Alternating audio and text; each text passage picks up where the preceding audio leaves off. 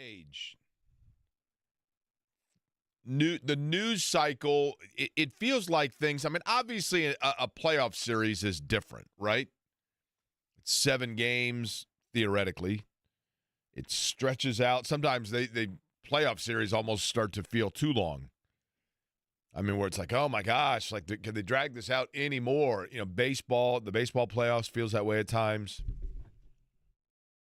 But in other areas, it feels like stuff happens, and in today's news cycle, you say to yourself, man alive. You know, that feels like 3 weeks ago, and it was yesterday. Because there's just a constant in the world that we live in, obviously. You are constantly refreshing. And so, you know, how often does it happen? For me, a lot, more so than I care to admit, and I think for all of us, where you will pick up your phone and look at it because you are expecting that there's going to be new information out there. There's going to be a new interaction. There's going to be a new message from somebody. There's going to be some new news that you're like, holy cow. And you look at it, and then you think to yourself, I just checked this like 4 minutes ago. Why am I thinking that anything's different? Kind of like when the power goes out. You ever have the electricity go out in your house, and you know the power's out, and yet every time you walk into a room, the first thing you do is you flip the light switch. All the time. And you're like, wait a minute, you know what I mean? Mm-hmm. You completely forget, oh, that's right, there's no power. Same thing. You're expecting new news because we are so used to it being inundated with it all the time, just constant changes. And so when you come in, one of the challenges, there are not many challenges to this job, admittedly. There are not many challenges to this job. It's a fun job. It's a good job to have. I'm very grateful for it. You know, the challenge is trying to do it well and be interesting, and that is, I'm not saying that we do that. I have no idea. But the one challenge is keeping up with the constant cycle. So you come in and you think to yourself, okay, we got a good show lined up. We're going to talk about Purdue and some of the transfer stuff they have. We're going to talk about the get set for the playoffs and the Pacers-Bucks. Some interesting comments from Giannis heading into the playoffs, and a new growing fear that I have, a phobia, if you will. We'll talk about the draft upcoming, so there's plenty to get to. But I'm going to begin with the fact that, yet again, even in preparation for things to talk about, it's within the final hour of preparation that, in fact, if we have the breaking news sounder by chance, Corbin, I get in here and sit down and log in and get ready, and lo and behold, I don't know if you'd say breaking now, but certainly within the last hour or so, we have this. That'd be the breaking news sounder. We have this. There we go. So within the last hour, ESPN has announced that 89-year-old Lee Corso, this upcoming college football season, will do one final college game day and then retire. And I do think that is significant news. I think it's big news around here for two reasons. Number one being his obvious local ties to Indiana as the Indiana football coach. He was speaking to an alumni group in Fort Wayne when somebody walks up to him at the podium and informs him that he is, in fact, being let go at Indiana. And so, you know, Lee Corso has always been kind of a character. The legendary story, not legendary story, I mean, it's fact, of when Indiana was leading Michigan and he had the team photo taken in front of the scoreboard before the game was even over because Indiana was ahead. A colorful character for sure. But here's the thing about Lee Corso, and with his career coming to an end, and the thing that it's so interesting because we just talked about this yesterday.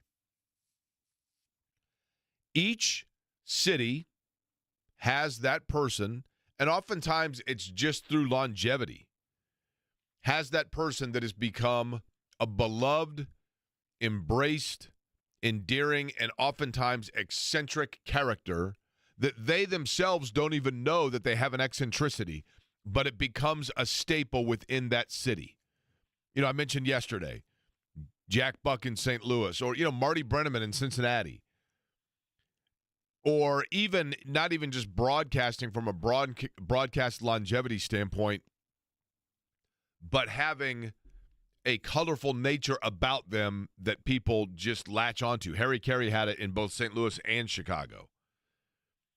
And I think it comes about and it is embraced by people when the ultimate key, oftentimes, towards being a beloved figure within the sports culture or the media culture or pop culture, oftentimes one of the real key ingredients to becoming that kind of a person is when that person is the last one to know that that's what's happening, because they're not trying for it.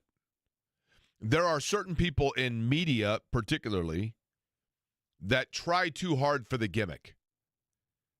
And it's very obvious to the listener, to the viewer, it's uncomfortable because you're watching it and you're like, man, this dude is just trying too hard. He's trying too hard to use his maybe people think that of me. I have no idea.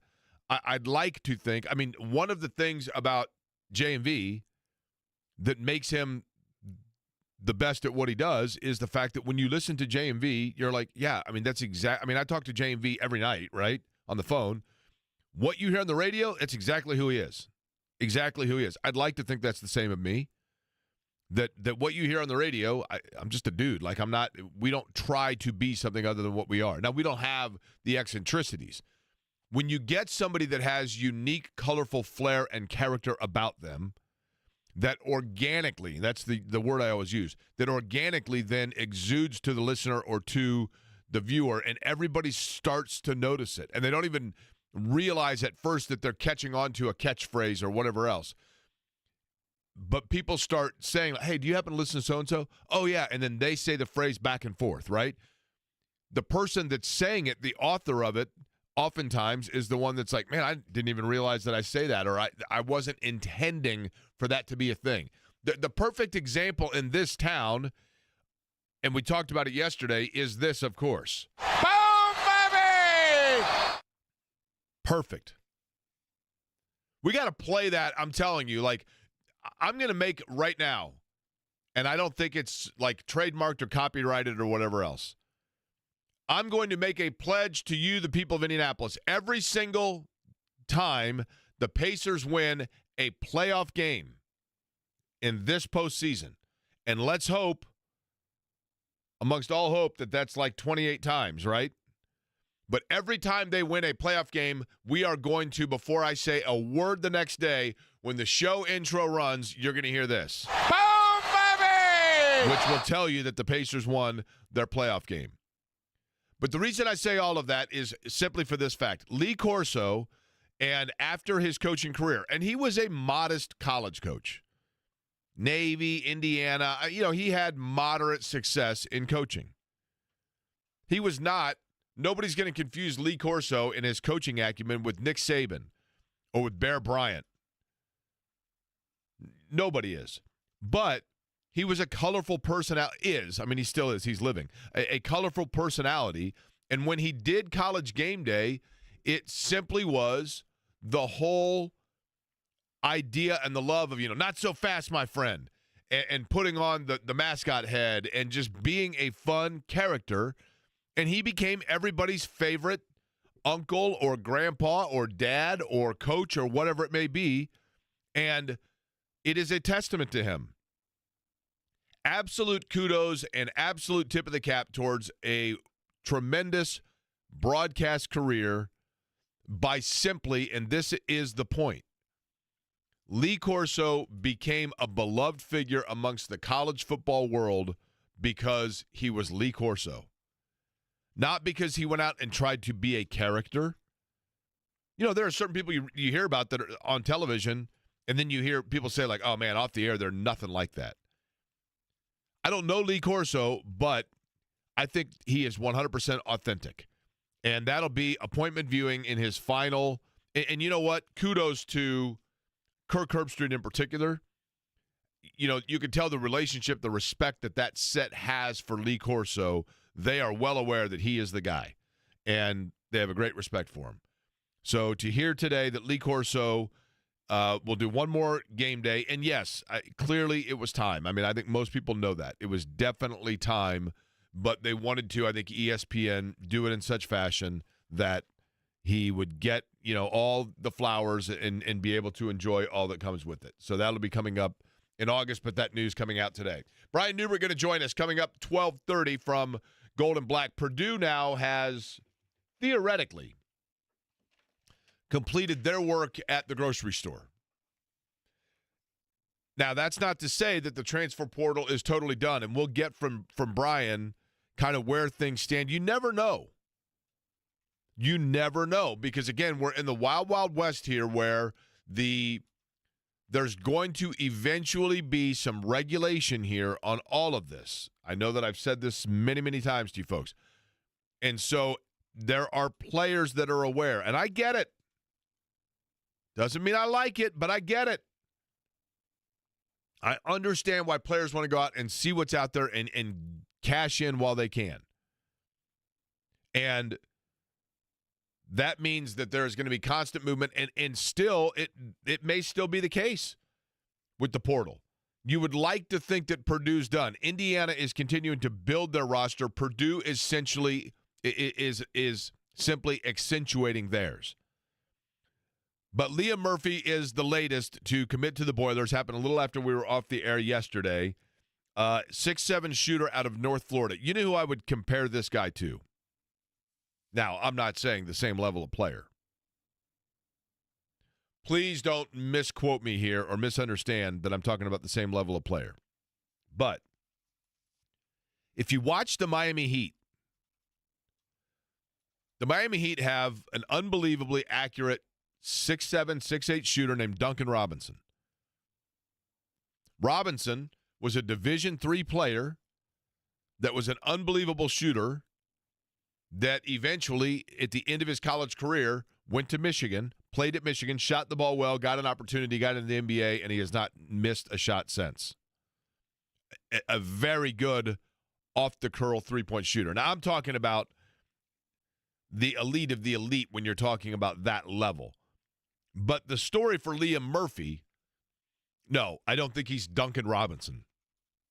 The journey is similar because Liam Murphy starts at Columbia, a 42% three-point shooter, goes to North Florida, and, is a role player, an off-the-bench scoring role player. Gives you 9-10 points a game, and he's now a grad student, so he's got the availability to go somewhere. He picks Purdue.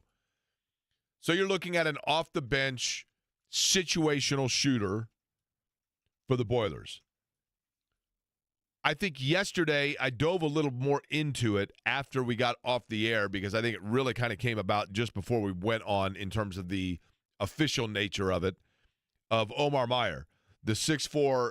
I saw somebody sent a post yesterday, nationally speaking, that had highlights of Omar Meyer, the 6'4", kind of shooting point guard, best way to say it, who played most recently in Tel Aviv and Israel, and it said, the fact that this guy and Braden Smith are on the floor together is unfair because he looks kind of like a Braden Smith type player in his ability to dictate pace and tempo, but then back up and quickly get a shot off if need be, and a pretty good three-point shooter.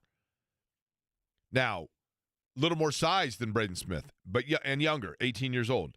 You'd like to have him, if you're Purdue, for probably 2 years. Get him for a year once Smith is gone. Immediate replacement. Bada boom. And you just keep on going and maintaining course. And then we talked about Clough, obviously, a guy that can come in and give them some size. Now, Indiana, on the other hand. Indiana's not just – there's a fire sale at Costco, and Indiana is the one that they're going in. And, Purdue's going in and using somebody else's membership card because they're not really going in and doing a ton of shopping. They just got to pick up a couple things. Indiana's going in, and they've got a little truck out front, and they're using both carts because they are totally redoing their house based on the shopping.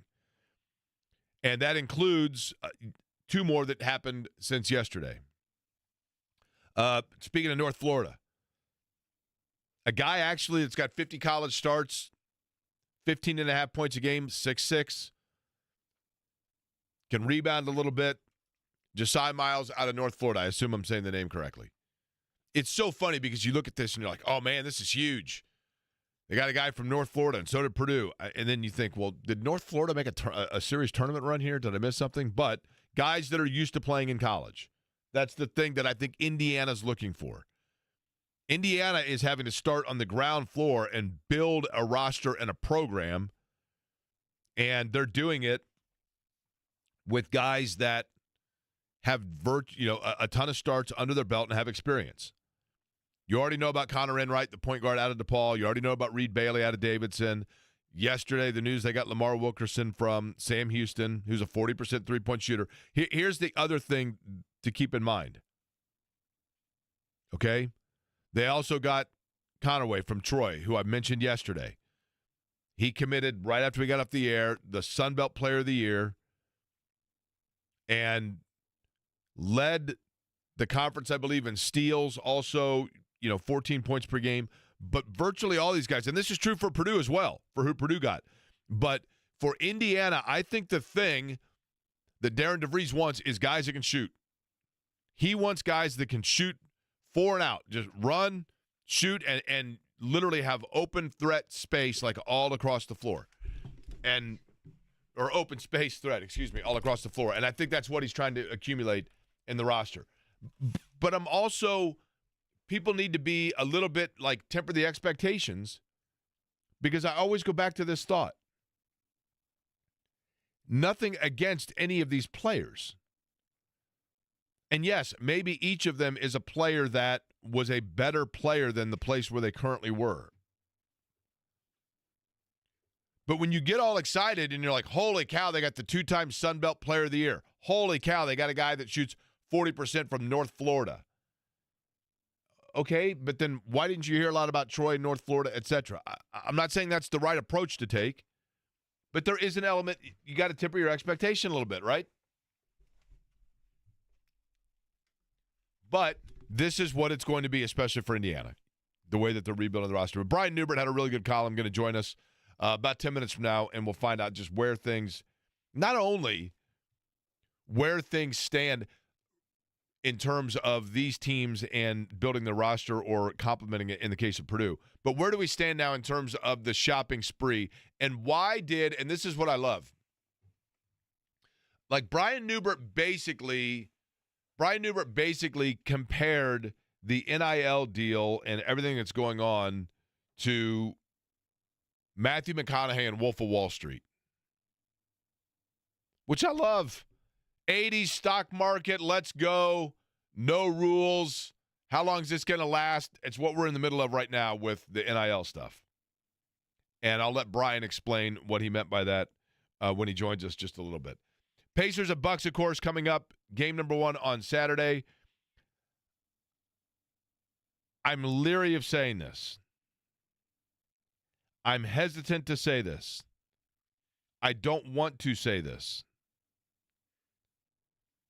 But I'm getting increasingly worried about this. I'm excited about it. Realistically, the Pacers are a better team going into the postseason than they were a year ago. You're more adjusted to and accustomed to playing with Siakam. Tyrese Halliburton is kind of back to his distribution, assist to turnover ratio, off the chart level play. Aaron Nesmith and Andrew Nembhard have defensively, really come together since obviously both of them played the last 3 quarters of the season healthy together and on the floor. The Pacers won 50 games, and that was after a very slow start, partially due to the lack of health of the players I just mentioned. Obi Toppin seemingly has not missed a 3-point shot since Christmas. I mean, they are a better team than they were a year ago when they went into Game 1 in Milwaukee and got their doors blown off and then got up, dusted themselves off, righted the ship, and we're good to go, right? But I'm worried about it, partially because they're a little more on the radar, and mostly because, and when I say this, I'm expecting full, absolute, pushback on this. But I really do believe it. When he is healthy, which is not all the time, when he is healthy, I think that Giannis is the most singly unstoppable player in the game today. I think he can impact the game in a greater variety of ways than any other player in 2025 in the NBA. And yes, I know, look, that's not to say that Jokic isn't a more valuable player. That's not to say that Luka Doncic isn't a better down-the-stretch scorer. It's not to say that Shai Gilgeous-Alexander can't on any night go out and drop 45, or that Steph Curry can hit, as we, again, hit big shots when it matters most. But if you take all facets of the game, and Giannis's ability from the time that he gets a rebound, between his ball handling ability, his speed down the floor, his length, NBA buzz term, the fact that he is at any point from the three-point circle and in 2 steps from being immediately at the rim, I think that he can dictate and control a game better than anybody in the NBA today when he's healthy. And that's what scares me. Now, they don't have the supporting cast without Damian Lillard, but they still have, Brook Lopez is a good player. Portis is a good player. I mean, they have very good pieces. And I think they're still figuring out who and how Kuzma fits into all of that. But it terrifies me for the Pacers. For Indiana, it terrifies me because the best player on the floor plays for the other team.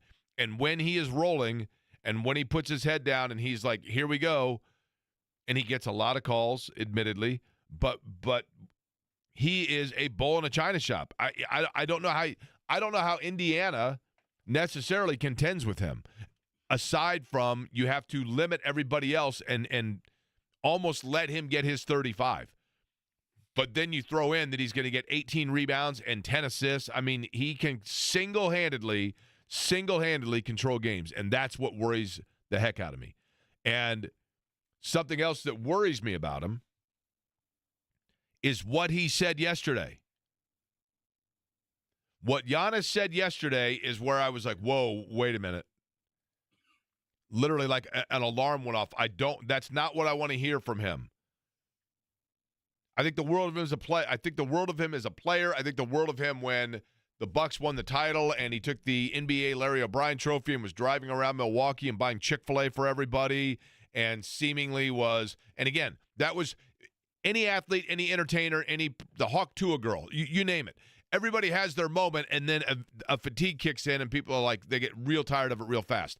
Giannis, when they won the NBA title, was still, everybody loved him. Everybody loved his personality, seemed happy-go-lucky. Then he started getting a lot of calls, and then the fatigue kicked in, and now you're starting to see, people are exhausted by it.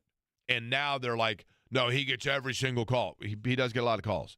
Part of it is because he is so big, you have to reach in, you have to slap whatever else. But all that stuff was fun. But he said something yesterday that immediately the red light went off for me, and I went, oh, man, no. Not because it makes him a bad guy, because I worry about what it means for the Pacers. And I'll let you know what that is coming up in a bit here. But Brian Newbert, Gold and Black, going to join us next. Purdue, are they done? And where do we stand just in terms of the wild, wild west carousel of NIL? That conversation with Brian on the other side here on a Thursday. Query & Company on the Fan.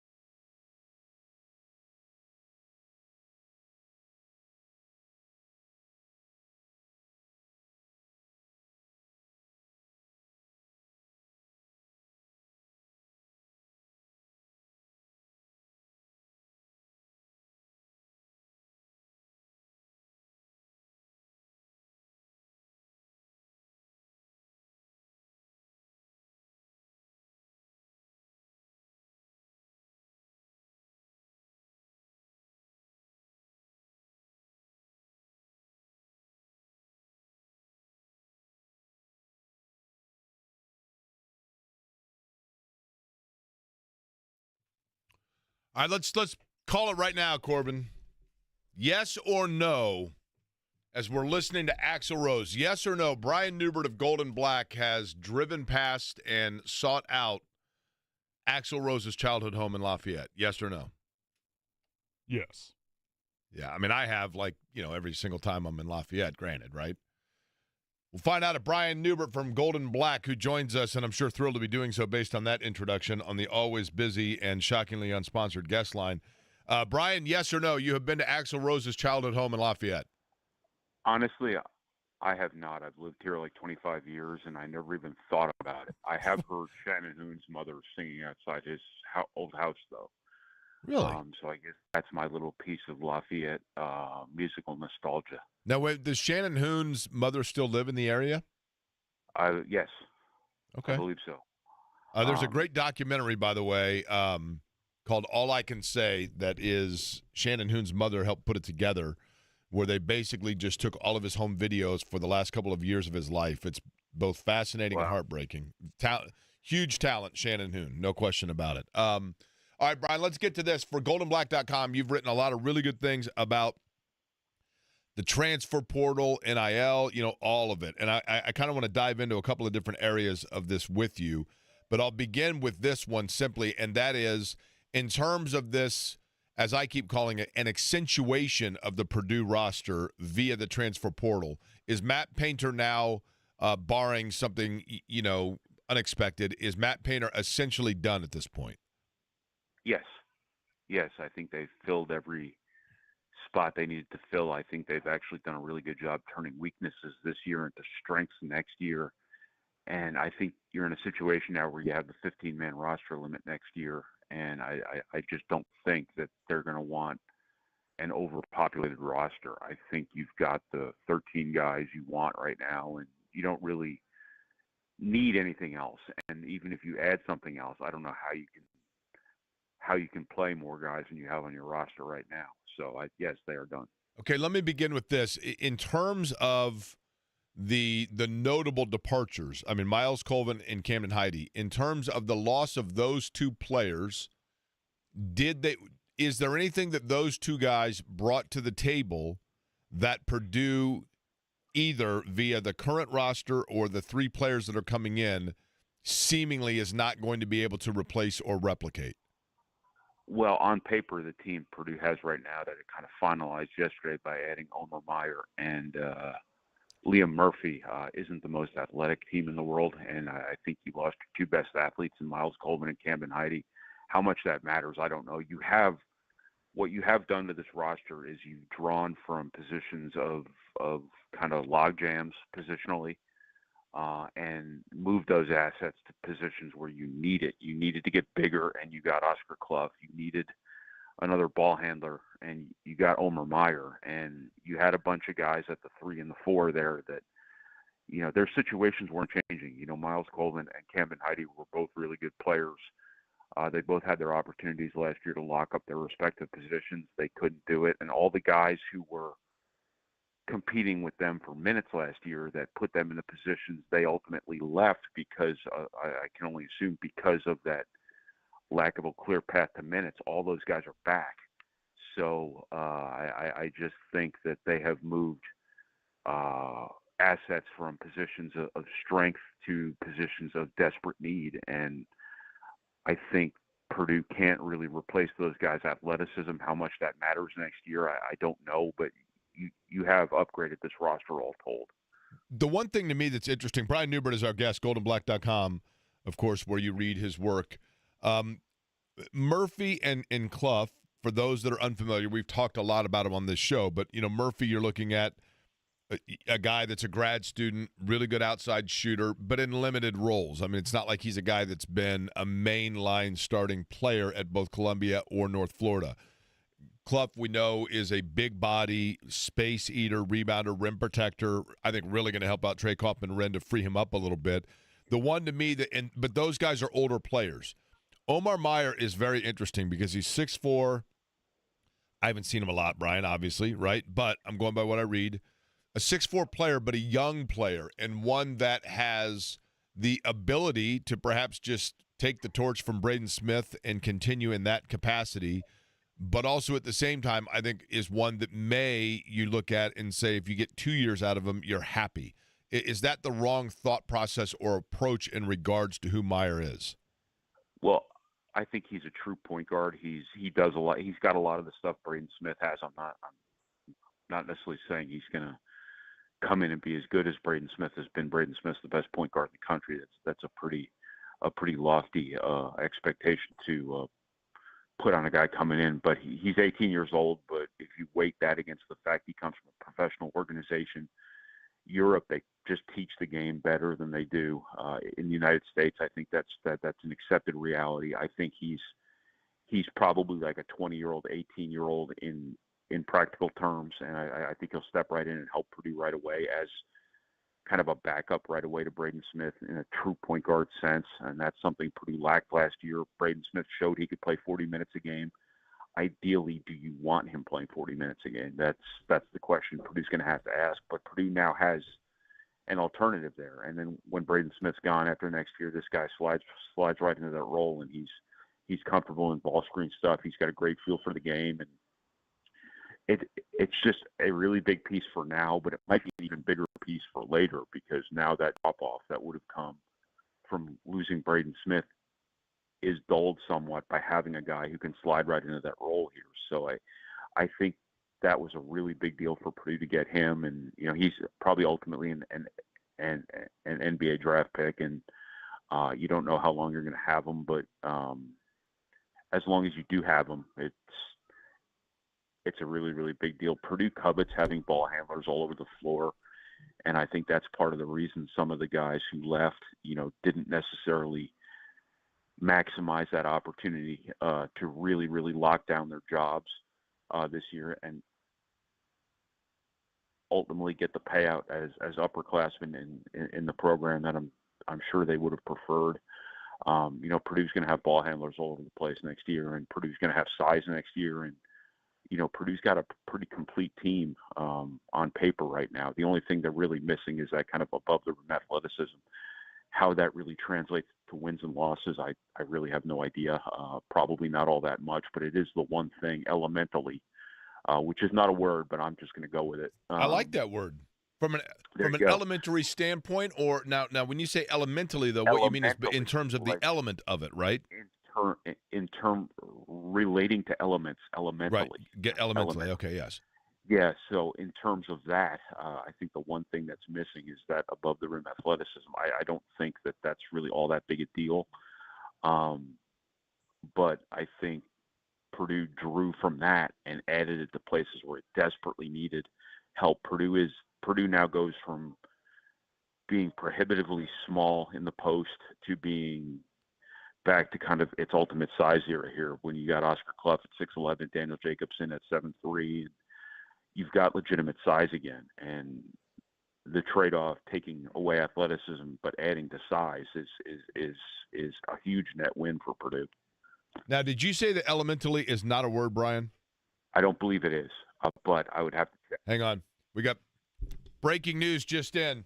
This, according to Wikipedia, which is all-knowing, elementally is an adverb in a way that basic, fundamental, or essential to something. It can also refer to something related to the basic elements of nature or having a powerful primal impact. I'm a linguistic savant, I guess. See? Don't sell your lexicon short there, Brian. I mean, come on. That was in the depths of the brain there with that sort of a wordsmith that you are, which leads to my other point, and that is that one of the things that makes you a wordsmith, aside from knowing things like elementally without even knowing that you know it, is the fact that you are able to somehow, via pen and paper, make NIL into a comparison of, I believe, and I'm paraphrasing here, you essentially called it like a Wild Wild West 80s party of a cocaine bowl spree at Club 49 or something along those lines, correct? Actually, the analogy I've been using is Brewster's Millions. Yeah, that's exactly right. I'm realizing, and I ran a Twitter poll on this the other day, that half my readers don't know what Brewster's Millions is. But that's the reality of the situation right now, is all these schools have this NIL money they have to spend before July 1st, when the revenue sharing model really kicks in. So everybody's trying to front load their NIL money here. And it is just this shop till you drop supermarket sweep, kind of throwing hams into Supermarket sweep was the shopping best, carts. wasn't it? Bunch It of was people awesome, in bunch of people in late '80s Gap sweaters running around pushing a grocery cart. For those that are too young to know what we're talking about, Brian references the greatest tier 2 supermarket sweep in terms of game shows was kind of like the Independence Bowl, right? Like it wasn't an A-list bowl game, but it was there, right? It was pretty awesome. So it was. I never had any idea how much blocks of cheese ever would have cost. they'd say diapers. they'd say you've got to go fill a cart with $1,000 worth of stuff, and everybody would run to the canned ham because it was the most expensive. Load up. Those were the days, man. Press your luck, supermarket sweep. The Press your luck was great too, man.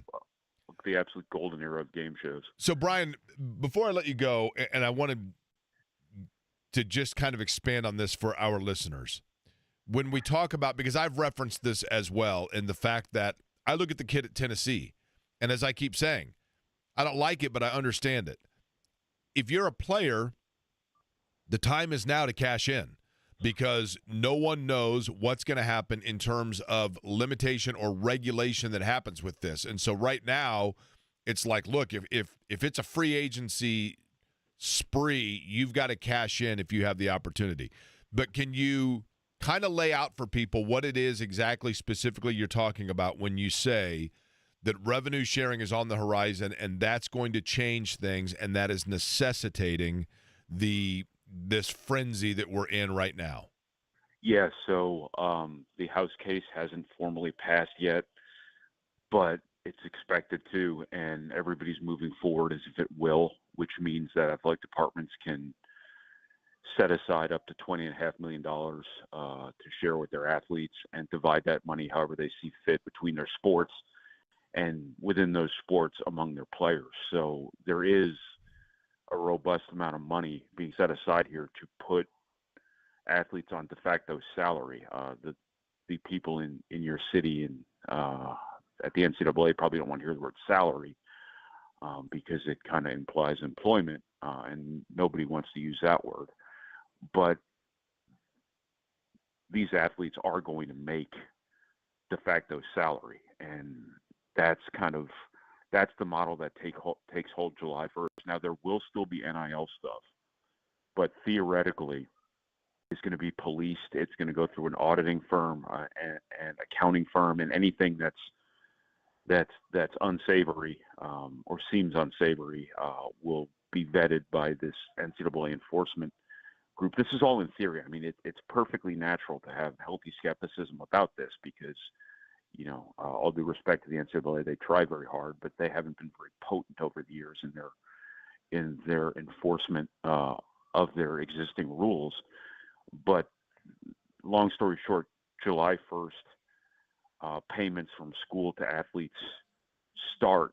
And before that date happens, all of the NIL money, all of these schools and their collectives have banked. It's like a coach taking a timeout in a halftime. You either use it or you lose it.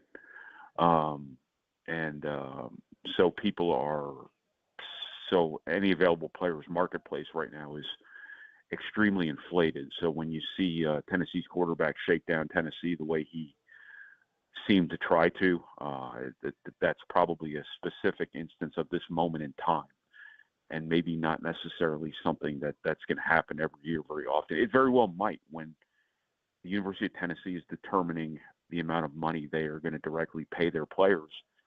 Nothing stops this from happening again. A player can hold out. A player can demand more money. A player can renegotiate or try to renegotiate after every season.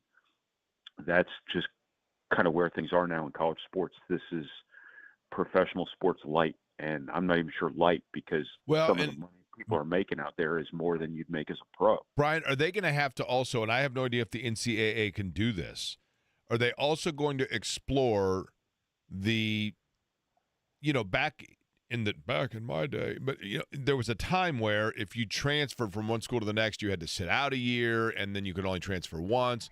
There were regulations and limitations put on it. I think one of the things that is challenging now is players, understandably so. Players are going, 3 schools in 4 years. It's impossible to keep track where guys were, et cetera. Is that another thing they're going to have to take a look at or try to in some way enforce and limit the number of times a guy can do it? I've not heard much of that being part of this conversation. I just think it's really hard, and it kind of reminds you how absurd this was for many, many years. I just don't know how you legislate where somebody goes to college. I mean, as long as college sports are still tethered to higher education, that's kind of the barrier here to transfer reform. Once you've made a concession like the NCAA made with basically open transfers, unlimited transfers, it's really hard to put something on the table and then take it back. And it would make some sense to say, hey, look, after your second transfer, maybe we go back to the sit out a year type of stuff. But now when somebody does that, you're dealing, again, with 25, 26, 27-year-olds playing college sports still after they've transferred twice and then they sit out a year. Unless you say you sit out that year and you lose a year of eligibility, which somebody will sue ultimately and win. And then you're right back where you started. So it's just a situation where kind of Pandora's box has been opened here. And I think college sports is just kind of changed forever. And everybody just has to acclimate to the new world order of this.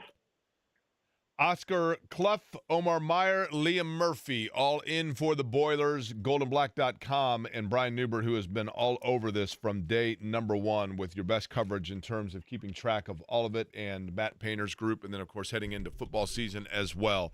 Brian, a pleasure as always, and I'm glad to know that you and I have a kindred spirit with our fascination of supermarket sweep. Much appreciated.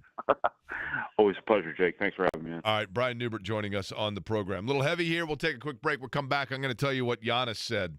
Giannis said something I saw today, and it literally was like on supermarket sweep when somebody went over on the grocery cart with the weight limit or whatever else. Like lights were going off and warning signs, and it bothered me. I'll tell you what it was next.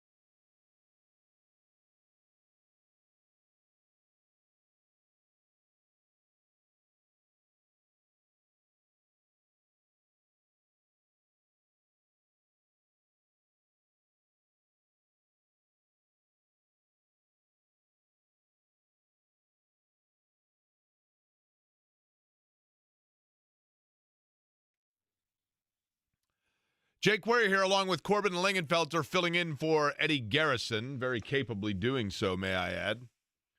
Corbin, for those that are unfamiliar with it, is in his first year as the Grand Poobah, putting together all of the broadcasts that you will hear for the NTT IndyCar Series on radio, including he will be now I say executive producer, Corbin, but you say there's a different term that you carry, correct? Correct. On the actual sheet with my title on it, it says Master Control Operator, which is a cool way of saying executive producer or producer. Which one do you think sounds more glamorous? Master Control Operator. Okay, so you're the MCO, right? Yeah. All right, so the MCO of the IndyCar radio broadcast, and so far you are enjoying or not enjoying that role? I'm enjoying it. That Jake Wary guy can get on my nerves sometimes. But yeah, of course. Do you find that to be more simplistic or more involved than you thought in terms of what it is that we do in broadcasting races? there is a little bit more involved than what I thought I was going into. I thought I would show up on Sundays and run the races, but, as you know, you're on the air Friday, Saturday, Sunday. There's a lot of elements to put together and things of that nature. Well, you've done a very nice job so far in taking over for Sam Rumsa, who is in Chicago now and seemingly have carried through it and allowed us to do it without a hiccup, so much appreciated. The reason I brought you in is because I'm going to ask you this question. When I mention the name Tom Cruise, the actor Tom Cruise, the role that you first think of is what? Top Gun. Okay, that's probably a pretty common answer, I would think. For Risky Business for me, I think some people would say Mission Impossible. Maybe some would say like The Firm, obviously. What's the one he did where he won the Academy Award? What's the movie? Help me out here, somebody. I can't believe I just spaced on the name. Where he has the brother who's autistic, Dustin Hoffman. And I cannot believe I just spaced on the name of the movie. People are like yelling at their radio. Either way. Rain Man. Rain Man, thank you. How did I, Judge Wapner at 7:30. So Tom Cruise, of course, an action actor, right? We know that. And I think lately, especially in his later role, that's what he's thought of. When Giannis Antetokounmpo was asked about the upcoming playoff series, he said the following, quote, "I'm like Tom Cruise. Have you ever seen the movies, the Tom Cruise movies, that he does all the stunts? I think he gets an adrenaline rush. I love being there again." Just as he's saying that, I'm thinking to myself, like, oh boy, not necessarily what I want to hear, because then he went on to say this. I love playing in, how can I say, pressure, stressful situations. I think we forget that Giannis was not in the playoff series a year ago. And yes, Damian Lillard was, who is not in the playoff series now. And yes, Patrick Beverley, who I think kind of jumpstarts a lot of what Milwaukee wants to do, was in the playoff series a year ago and is not now.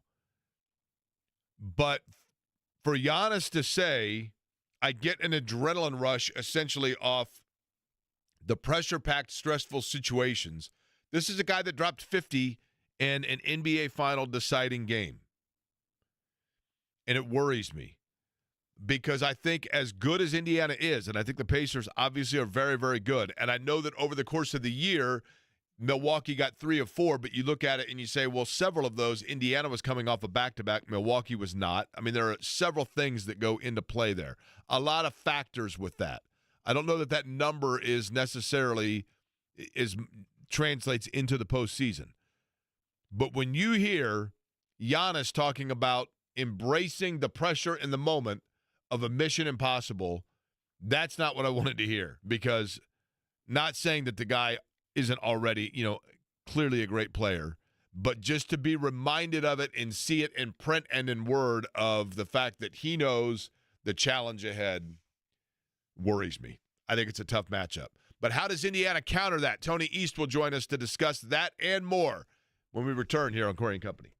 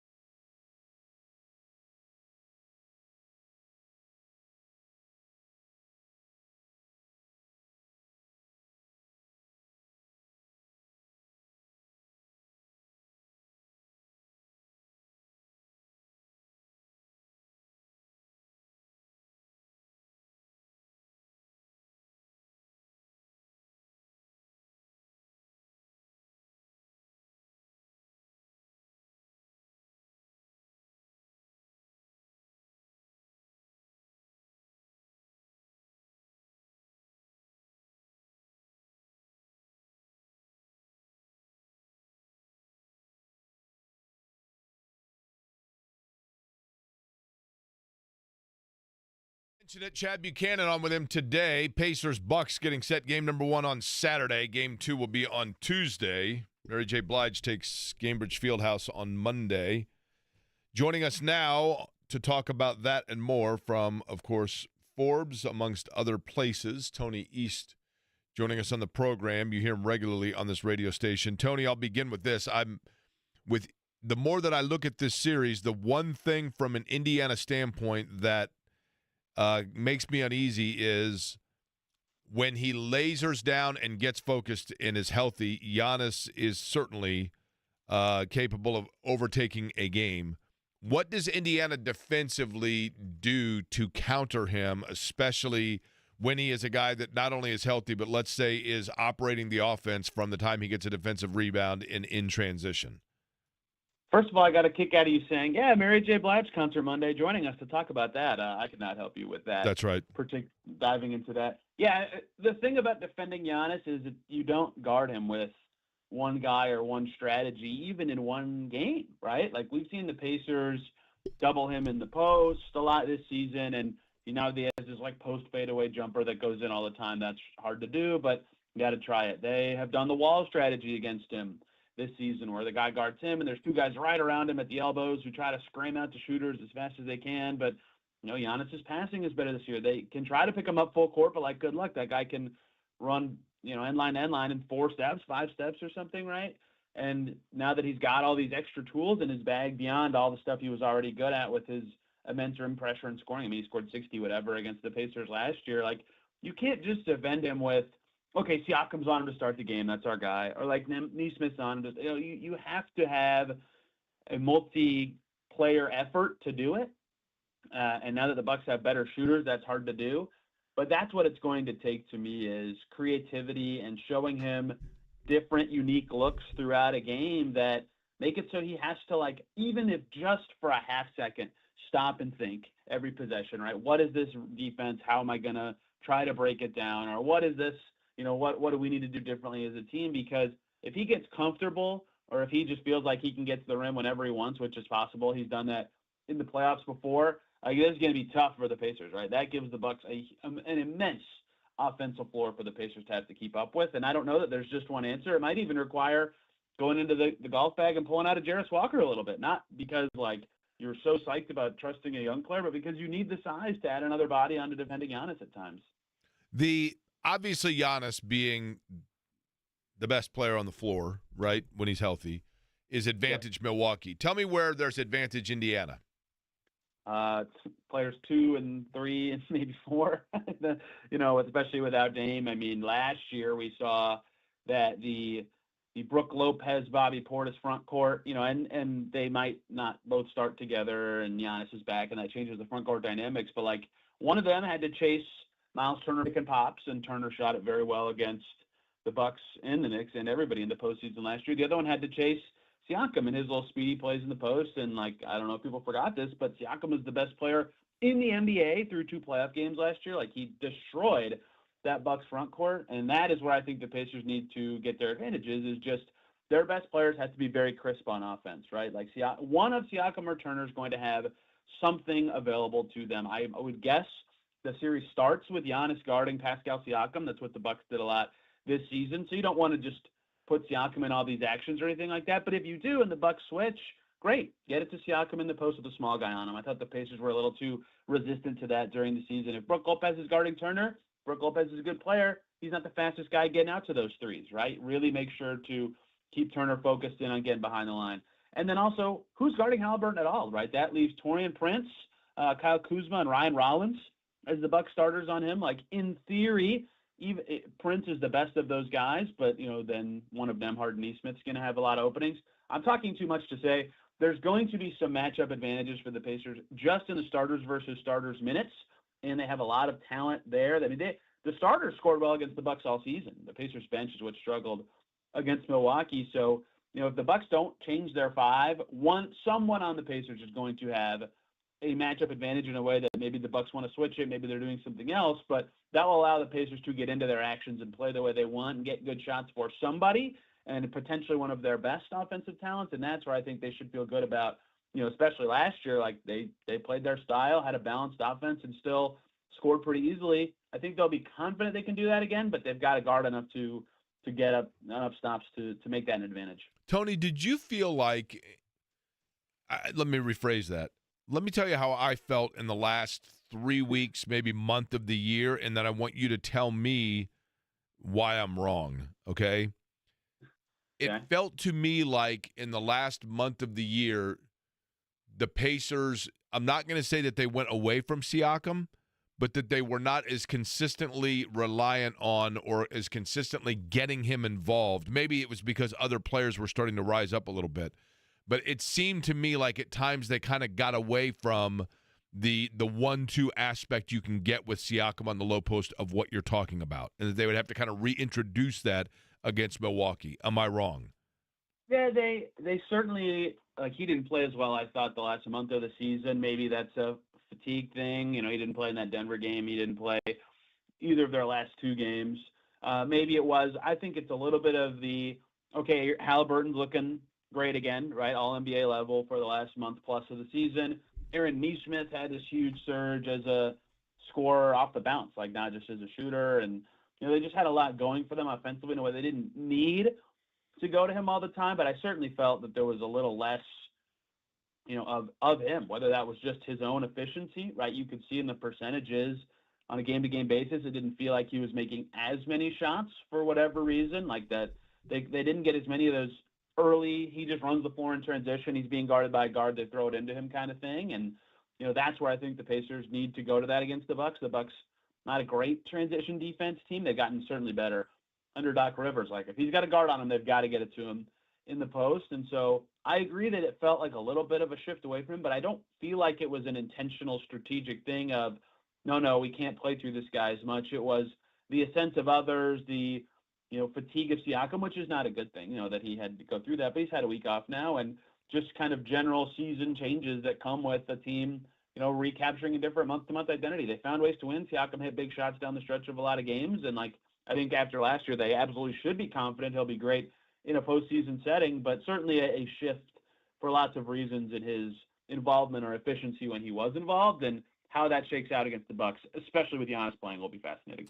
It's the voice of Tony East talking about the Pacers-Bucks game 1 coming up on Saturday. Tony, do you like where they are in terms of Indiana with this matchup from a confidence standpoint? And in comparison, I guess, you know, a year ago they were kind of the party crasher, Indiana. Now there is obviously more expectation. Do you think that they have handled said expectation? Yeah, you know, I'll give them credit for, like, it doesn't feel exactly the same as last year, but I'll give them credit for talking, and the feeling at practice does feel very similar to last year in terms of their prep and focus on the Bucks. And, like, they've been very consistent with, like, the regular season parts of this don't matter at all anymore, right? It's a new thing. It's a new series. It's a new challenge. And they've been very open about what makes the Bucks different or more challenging this year than last year. Giannis obviously being a big part of that, but just in general what that team is. And I think they would be right to have more confidence as a team, right? They won 2 rounds last year. They played their style very well, and it proved to beat opposing teams even when the Knicks were healthier. The Boston said it was the hardest series they played in the playoffs was the Indiana series, right? Like, they proved that what they do works, right, in that setting. And that's got to be confidence building, but they are coming in, I think, with the right mindset of, like, we've got to be focused. We've got to play the right way. We know that this is a difficult opponent, and they have more experience this time around, but they still have guys like, if Walker is a significant piece, or especially Mathurin, who didn't play at all in the playoffs last year, who are kind of, you know, new to this experience and a little bit more question marky for the team. So I think their mentality does feel very similar to last year, despite their circumstance being way different. And I'll be curious how that plays out. Like, they were great at home last year. They didn't lose at home until the conference finals, but they didn't win a single game 1, right? Their game 1 of the playoffs is at home. Like, can they start a series well, or are they going to have to find a way to win games on the road again to get through all these opponents and move on? Like, that's going to tell us a lot about their mentality and what they can actually do and what kind of noise they can make in this playoffs, because that already right off the bat is something we've never seen from them before, playing at home to start a series. How does that look? How do they play? It's going to be fascinating. Last night, I don't know, it was probably 9:30, 10 o'clock. You and I were tagged in a tweet together, or a post or whatever you call it now.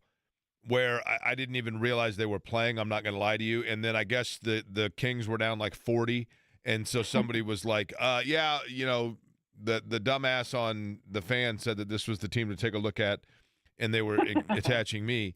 Now, I want to say, Tony, and you back me up here because my recollection of this is hazy, right? Totally admit to this fact.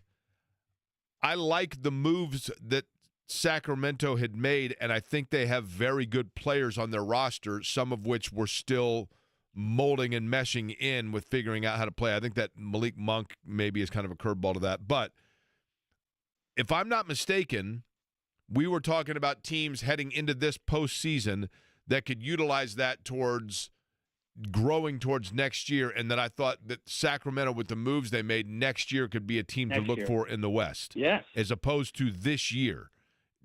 My recollection is correct here, right, in the way that I was setting that up? That's what you said, and then they probably got confused because I derailed your entire question by just talking about how much I love the Clippers this year for like 45 seconds before you were like, hey, wait, that's not what I meant. So I think that's honestly more on me than them. But they looked awful last night. They looked terrible. They did. But, man, I just go back to, like, individually, I like their roster, I think they have good pieces, but, neither here nor there. Nobody here cares about the Sacramento Kings, I realize, but it's so bizarre to me when you lose and then you fire and hire a different GM before even you do exit interviews with your players the next day. Like, what were you doing? What was the plan? What was the hope for this one game? Like, how about firing your GM and your head coach when you won an NBA title like 2 years ago, like Denver did? You know what I mean? Dude, yeah. Well, part of me gets, like, if there are factions in your organization, you can't just keep one of the people, right? Like, that faction would still exist, and the new coach has to come in and, like, fit into that. Like, I actually understand the Nuggets if that's the problems they were having, being like, yeah, we should fire both guys. I can't believe they fired both guys that late in the season. They won a championship 2 years ago. It was crazy. In all honesty, Tony, I think it speaks very highly of, and I'm not trying to carry water here, okay? But I think it speaks highly about, in particular, the late Mel Simon. And it's a different era, I realize. But the Pacers, as a franchise, have had, relative to the rest of the league, pretty incredible solidarity and continuity at the top. Yeah. And yet, I think we forget that for the first 7 or 8 years of the beginning of that, there were plenty of people that were calling for a change at the top of the Pacers organization consistently from 1986 to 1993, 94, and the Simons just let it ride out. And then it became kind of the standard within the NBA of sustained high level, right? I mean, don't they deserve some credit for that?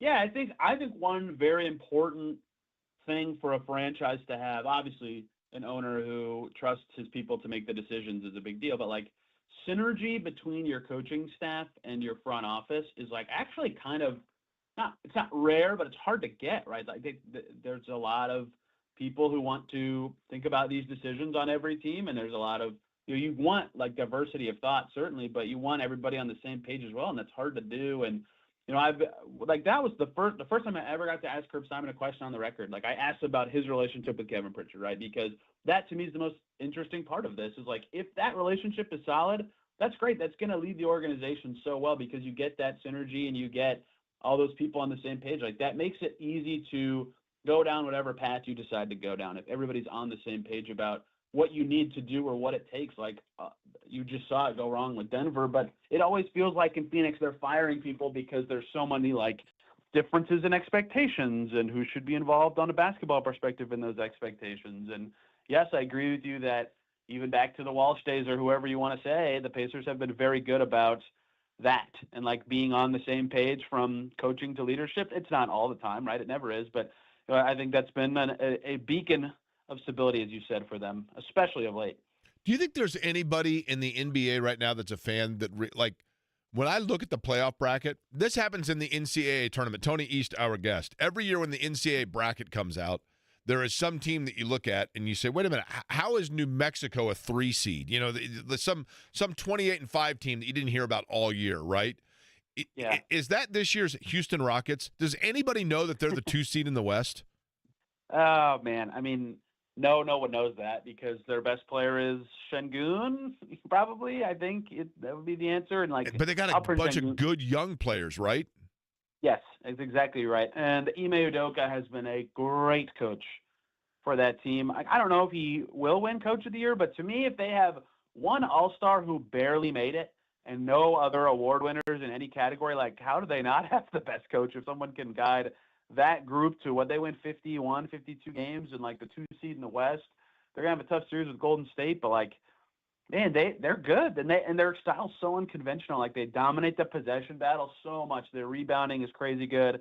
They never turn it over. They force their opponent to turn it over so much. So even though on like one individual possession it might be tougher for the Rockets to score than maybe any other team that's going to make the playoffs, over the course of a game, that style, it's physical, it just grinds you down, and they have all these defenders. You're like, dang, I got to go and get that guy again. Like Amen Thompson and Jabari Smith and Dylan Brooks and it just never ends. Like they're just tough and gnarly and have this style that really works for the roster they have. And maybe they won't be able to score enough in the playoffs, and we'll all be like, yeah, why were they a 2 seed? That was dumb. But I think they're going to be good. I'm probably going to pick them against the Warriors. You know my favorite trivia question about the Houston Rockets that I only mention occasionally about the Houston Rockets because I find it fascinating, and I've done it several times on the radio. So maybe you've heard it because I've done it on the radio, but that's not to say that you listen regularly. Okay, the Rockets are called the Houston Rockets. Why? I mean, I'm going to say NASA, and it's going to be wrong, clearly, right? This is why it fascinates me. Would you agree with this, Tony? Of any team in the NBA, very few have a nickname to their professional basketball franchise that more matches the city perfectly than the Rockets in Houston, right? It's pretty good, yes. They actually are named that because they came as a relocation from San Diego, and they were the San Diego Rockets because the original ownership group made rocket heads. Really? Yes. Is that not unbelievable? Wow, that's right. They were the San Diego Rockets for 4 years. Yeah. That is wild. I mean, literally, that would be like if, I don't know. I mean, it would be like if somebody somebody makes, like Dallara. Let's say Dallara in Italy has a new World League expansion football team, and they're called the Dallara Race Cars, and then they moved to Indianapolis. Oh, what do you know? The Indianapolis Race Cars. That seems to fit. Perfect. Okay, before we let you go, Tony, Fever Draft. They added 3 new names, I think 2 of which have a very good chance of making the roster. Seemingly, they filled some areas of need, but just your overall assessment of it. Yeah, I think that the style that they've told us that they're going to play and the players they've added that seem to be very good fits for that style suggests we know how they're going to play, and their draft, like icing on the cake to me for that. Like they're going to try to play fast. They're going to try to really spread the floor, and they need just enough players who can get stops to make that happen. And so all of their draft picks fit like one or both or all in some cases of that criteria, whether it's like Edgim's a really good defender and Simpson had averaged 3 blocks with her double-doubles at Florida State last year. Like those 2 players can get you stops, and Simpson can really run. Like I think she probably is the best shot of anybody to make the roster of that group. Not that they need any specific position from their draftees. I mean, Hall's like a 3-and-D. She's like Lexi Hall, but a little shorter, right? Like that's a great fit for that kind of style. And Edgim's a really good, efficient kind of post passer and post player in general that once she can spread it out a bit and her defense is really good, will help a lot. So yeah, I think they're great stylistic fits and good for what their GM told us a few weeks ago about having camp competition. Their cap situation says they can probably only keep one of them if they keep any of them. And I would think Timpson or Hall, since they're a pick back-to-back, would be the 2 most likely there. But I agree that if they wanted to keep them, they picked players who will be good fits or provide them a need that they don't have yet but could have in the future. Which NBA nickname, like subtly, is the best connection to their respective city? Oh, that's a great question. Obviously, the Lakers, right? I mean, the Minneapolis Lakes in LA. It is amazing. I will say this. It is amazing to me. The Minneapolis Lakers makes perfect sense, right? Because Minnesota is the land of 10,000 lakes. Although I still think that number might be embellished. But, like, L.A. Lakers just sounds – it fits perfectly, though, right? Does. The answer to your question is probably the Philadelphia 76ers, right? Yeah, but it's not subtle, though, right? It's too obvious. Is Pistons is a good one, too. Yeah, but that was the Fort Wayne Pistons, right? Relocation. right? You're too good. That's true. That is correct. And also, though, to your point, perfect, right? Because Pistons, Detroit makes perfect sense, right? Yes. Do you think they moved just because they're like, we need to move, but we've got to keep the Pistons name? Where would it make sense? Now I'm checking to see if this is a relocation franchise. No, it is not. I've always been in Denver. Nuggets is a very good name for Denver. Nuggets is very good. Well, and now it has double meaning, right? Because Colorado was the first on board with the legalization stuff, right? That's true. They used to be the Denver Rockets, which I did not know. So that's a good switch. Well, Nuggets is now a great name. the Denver Rockets, though, is it dumb question? Was that the same franchise? No, that was the Nuggets franchise that was just in Denver. But what I'm saying is, did the Denver Rockets become the Nuggets, or did the Rockets fold all together and the Nuggets are a new franchise? They were the Denver Rockets in the ABA, then they became the Denver Nuggets in the ABA before coming to the NBA. Gotcha. Yeah. Okay, gotcha. Same franchise. Gotcha. Okay. I see what you're saying now.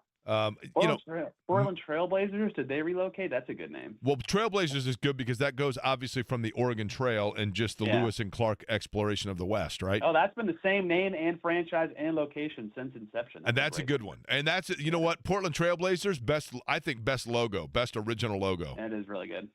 It's very cool. Now, Suns, okay, I mean, that was a little obvious, right? Okay, here's one for you. I've mentioned this one on the air several times. The Hornets is good. The Hornets is good because even though the logo sucks and that Hugo mascot is completely, like the Dollar General of mascots. I love Hugo. I love their branding so much. Hugo's awful. Hugo's like they took the Bumblebee girl from the No Rain music video and then added big poofy like boot shoes to it. It's terrible. But they're called the Hornets because, and I always forget if it was the Revolutionary or the Civil War. I believe it was the Civil War when somebody wrote a letter home saying, we arrived in the area of Charlotte, and the opposition was there like a swarm of hornets. So that's cool, right?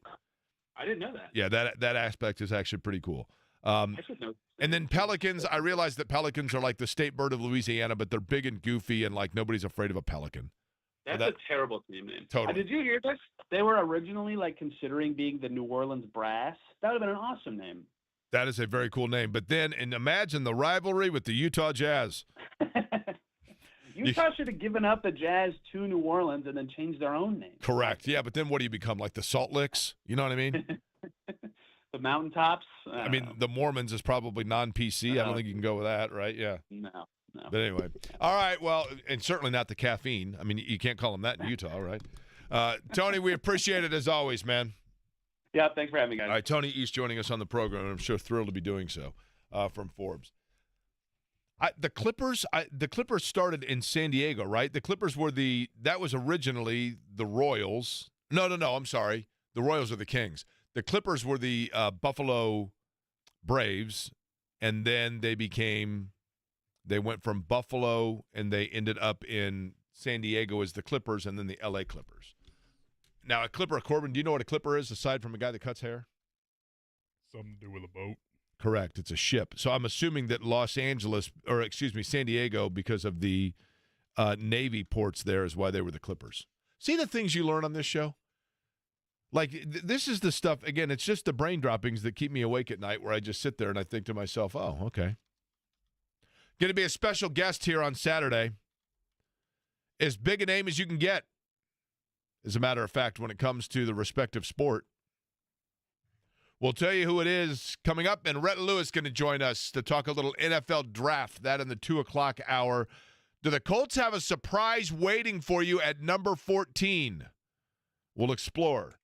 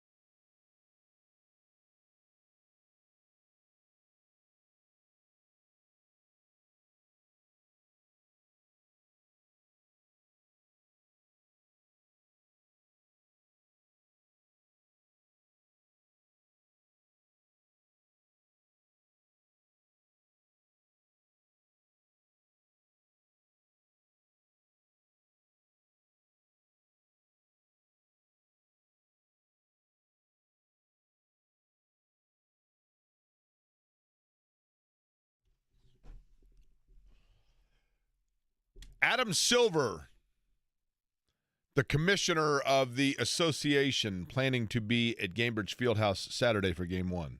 It's kind of cool. A lot of times when he comes, he was here at least once, if not twice, in the regular season.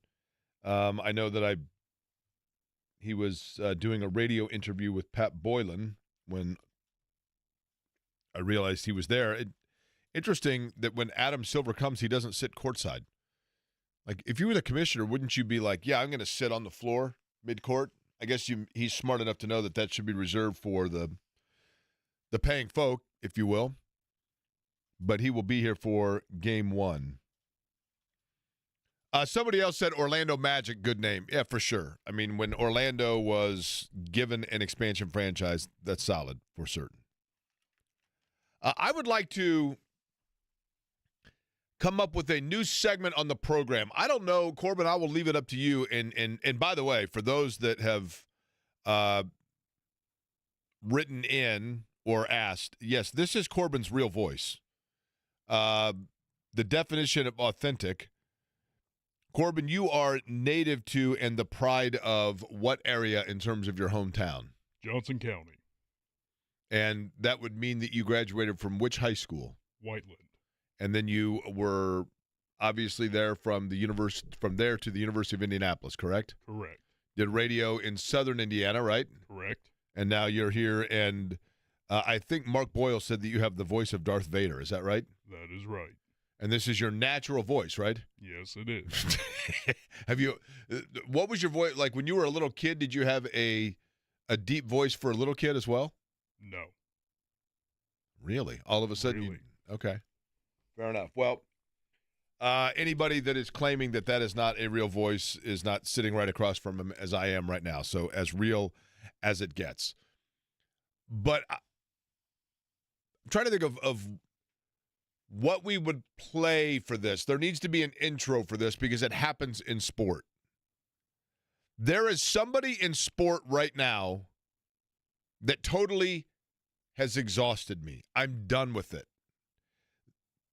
I would like for people to guess. The telephone number is 239-1070. That's 239-1070. If there is somebody who absolutely fatigues you in the world of sports that you're just done with, you're over it, you don't need to hear from them anymore, who would it be? If you could somehow mute your phone. Now, I hate to say the radio because I'm about to mention this person's name, but is there somebody in sport that they're in the news too ubiquitously and you're like, I'm done with it. Enough. Go away.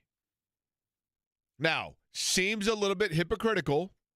If I was listening to this radio show right now, I would be saying to myself, well, dude, if you're tired of hearing about the guy or gal, why are you talking about them? Very, very fair.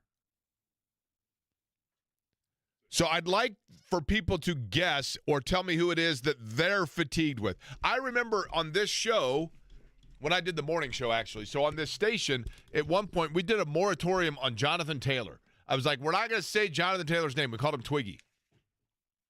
Because I just got tired of hearing about it when he was holding out and all of that. Nick will give us our first guess. Hi, Nick.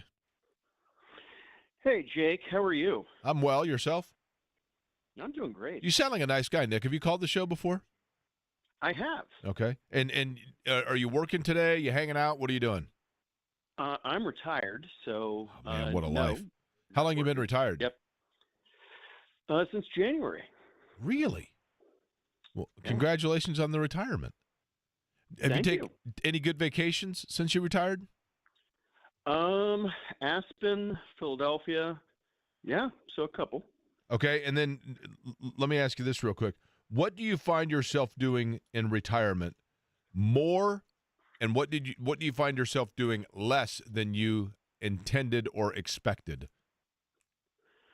Well, I don't want to play to the crowd, Jake, but I listen to a lot more sports radio locally. I'm a fan. So Nick, are you already starting to put in resumes to find another gig? Are you reevaluating exactly what this retirement was all about? Well, perhaps. Yeah. Perhaps I am trying to find. Do you find yourself community? Do you find yourself on LinkedIn more between the hours of 12 and 3 than you anticipated?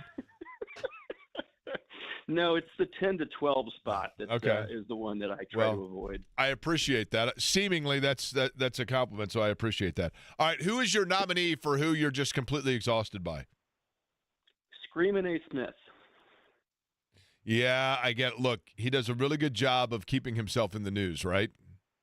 Does a really good job. What's that? He seems to intensely focus on what could be the most ridiculous thing he could say every single day. And, as a result, I do not pay attention to television that ESPN provides, only their radio programming. What I always go to, thank you, Nick, I appreciate it, and continue to enjoy the retirement. By the way, Nick, sometime in your retirement, what I want is, I don't know if you've ever been to it, the Patties of Jamaica over at 52nd and Aliceville. I got a hankering for some patties. Maybe we should meet up sometime in your retirement and have a couple patties. Corbin, have you ever had the Patties of Jamaica? No. Ah, man. You get a craving for the patties. There's no stopping it. There's nothing you can do until you go out and get yourself some patties. They're the absolute best. 52nd Aliceville. Stephen A. Smith, it's what I go back to. When you go out of your way to be unique, you are, in fact, ordinary. And I think at times he is a very I think he's a very talented communicator. But, yes, I think sometimes he takes the easy narrative, and by that I mean the one that is the obvious contrarian standpoint just to take it. Dan is up next. Dan, what's up? Hey, how you doing, guys? We're all right. You sound like you're in a good mood today, Dan. You doing all right? I am fantastic. I'm on the radio with you. Well, I like that. Dan, what line of work are you in, Dan? You taking the day off today? You retired? What's going on? I am working. I am the company's compliance and enforcement inspector. Well, we appreciate that, Dan, as always, and I appreciate the fact you're clocking in, right? Yes. Okay, who am I talking about? We're going to talk about Roger Penske. Not a Penske racing fan? Absolutely not. I'm sick of his domination, his success. I've had enough. I've heard enough. He's old enough. He needs to hang it up, retire, and let someone else have a chance. Okay. Well, I'll tell you what. His son is very involved within the company. Now, interesting, because from a race team standpoint, they're off to a slow start for certain. But to your point, Dan, Indy is where they put a lot of eggs in the basket of Indianapolis, and I think Scott McLaughlin, Joseph Newgarden, and Will Power will be very competitive for the 500. But they certainly are trying to find some pace so far here early in the season. But that's always the sign of that you've done things well, where your success starts to fatigue people. Bert has a guess. That was not the answer I'm looking for, but I appreciate the call. Bert, what's up? Bert, you there? How about Ernie? Bert! Is Bert eating or is he asleep? I have no idea. Well, Bert actually had the correct guess. I am super tired of, and I don't understand, honestly. I do not understand why would you want at this point? If you were a franchise of a professional sport and you feel like you're a player away, wouldn't you, with any job interview, with any company that you have,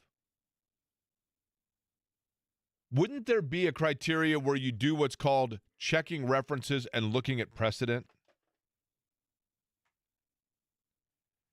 And if there is, then I would like to know how one particular person continues to get interviews. You can probably figure it out. But I'll let you know that, and also an unbelievably cool anniversary that's taking place tomorrow that I didn't realize until just a few minutes ago when it was pointed out to me, and I'll bet very few people know about it. But it deserves to be celebrated tomorrow. even though it's an older anniversary? I'll give you the answer to both next.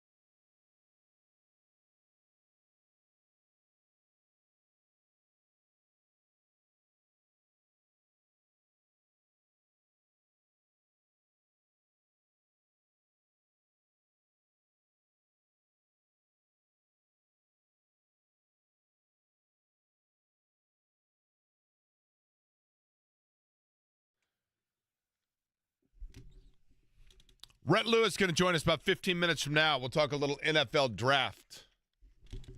Big anniversary coming up tomorrow that I'll probably only mention 100 times on the show. But I don't want to become annoying like the person that I was talking about that has completely sports fatigued me. Dustin had a guess on this. He's probably going to say it's me. I don't know. Dustin joins us at 239-1070. Hi, Dustin. How are you? I'm all right, man. How about you?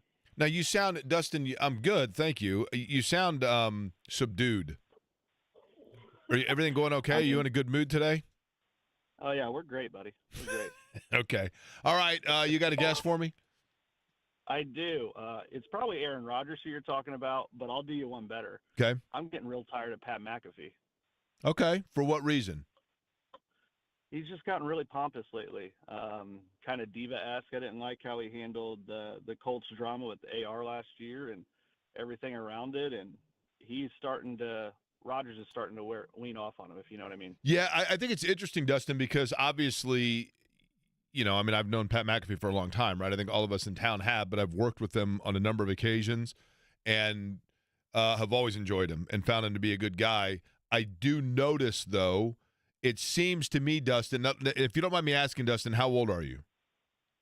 33. Okay, because you're kind of the target demographic age of that, and the only reason I ask that is because it seems to me like in the last month or so I have started to see backlash about him that I did not see previously. Does that kind of add up with? Does that make sense? Yeah, it does. I got tired of his stuff last fall when he really started making a mockery and making fun of and constantly calling him out for tapping out, and then, hey, you'll do better on another team. You're just not my team. All that stuff. And it's nice to have somebody in the media talk about the Colts at a national level, but it didn't seem like it was for good reasons last year. Yeah. Okay. I appreciate it. Obviously, for the obvious reason, I don't see or hear him when he's on because of the fact that I'm on at the same time. But I get it. I mean, it has felt that way to me of late. Now, right now, this is what I don't understand. There are people in sports that are phenomenal talents that you can see and watch and appreciate and understand that they bring to the table a level of play, of vision, and understanding that exceeds that of their competitors or their contemporaries. And that they, by being on the field or on the court, make others around them better. And that's a unique skill to have. There are also people that, and I think one of the things about sports that is enjoyable is, and it used to be more so the case with this than today, but you don't necessarily always know the dynamics of like inside the locker room or how well players get along. One of my favorite things to do when I travel or like especially when I'm in Los Angeles is one of my favorite things to do is to ask people in the service industry, hey, who's the most famous person you've had in here and who was the coolest and who's the biggest diva? And I will tell you, this particular trip that I just went to Los Angeles, I asked several, I asked a bartender. I'm like, or actually it was a waiter. We were in like a restaurant bar before I got to my flight. And I asked, hey, who's the most famous person you've had in here? And the guy said, well, I used to be a limo, like a professional driver. And he said, by far the two nicest people, absolutely just total gems of people that could not have been more down to earth, more friendly, more nice, were Spielberg and Tom Hanks. That's who the guy said. He goes, those two were unbelievable. And then he said the contrary to that would be Eva Mendes was the one that he said. But the one that in the last few times that I've asked that question that I've gotten the most common reply about, whose name is absolutely mud as far as I can tell from the most outsider perspectives, in talking to people in the Los Angeles area or around the world of entertainment, absolutely without question, when I asked that question about who is the worst reputation, the most resoundingly common and loudest answer is Ellen DeGeneres. The number of people that are like, Ellen DeGeneres had to leave because she ran herself out of town because no one would work with her. No one wanted to be around her. Okay.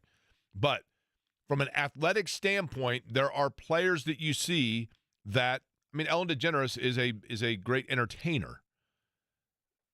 There are athletes you see that are great athletes. But when you look at precedent and you do reference checks, if you were a player that won at the highest level, won a Super Bowl with a franchise, and then you left said franchise kind of because you personally just like made it up that you know what, like I'm going to take some time to think about it and figure out what I'm going to do. And I'm like, wait a minute, you're still on contract. I'm going to make my decision on where I want to play next. Where you want to play next, you're still on contract. And that franchise, who already had gone through a transition once, which allowed you to get your gig, went ahead and made the cognitive decision without even definitively knowing what they had in your replacement to let you go just because they seemingly decided that they were going to be better without you just based on the process of elimination. So you go to another franchise, and in that franchise, there's drama all around you. You go on national television on more than one occasion to declare that you are engaged or you're in a long-term relationship, and then those never seem to come to fruition. And each relationship you have in your private life that becomes high profile then becomes a high-profile breakup, and it's never your fault. And then you find out that, like, the person has no relationship with their family because there was a breakup there and they can't. Eventually, don't franchises say, this is somebody who has a track record and a precedent and a background of exhausting every relationship that they're in, personally, athletically, professionally. So why would a franchise at the twilight of said player's career decide that they're going to be the one that's going to be different? The personal relationships are soured. The familial relationships are soured. The athletic relationships are soured. And everywhere that seemingly the player walks into now, drama ensues and things implode. I have no idea why anybody would want to take that on and why any franchise would be thinking about it and convincing themselves that this might get them over the top. But I'm just exhausted by it. I'm tired of hearing about it. I just contradicted it because I spent 5 minutes talking about it. But I made sure in doing so that I didn't say the name. Made sure that I didn't say the name. 250 years ago tomorrow. 250 years ago tomorrow. One if by land and two if by sea, baby. It's been 250 years, but 250 years ago tomorrow is the famous ride of Paul Revere. That would be super cool to be in Boston for that. I had no idea. I mean, I guess I should have known that. But I don't know that how many people knew that was too. That in itself, the ride of Paul Revere, I realized because of the history of it and the fact that we are still a young nation, but 250 years is the first time that, like, when I remember the bicentennial when I was a kid, and even then I thought, like, well, 200 years doesn't, relatively speaking, seem that long ago in comparison to the fact that it's the birth of a nation, and you know, we are still a very young nation. 250 years ago seems like a long time. More so than it's 50 more years, I realize. But, like, it just, you think of it now, you're like, wow, that is a long time ago. But then I can't believe that means I was around for the 200th year of it, too. But I wonder, like, they should do horse rides. Are they going to do horse rides tomorrow night in Boston, like through the streets of Boston? Can you just get on horseback and ride around, carry a lantern, start screaming, letting everybody know the British are coming? Kudos to Paul Revere.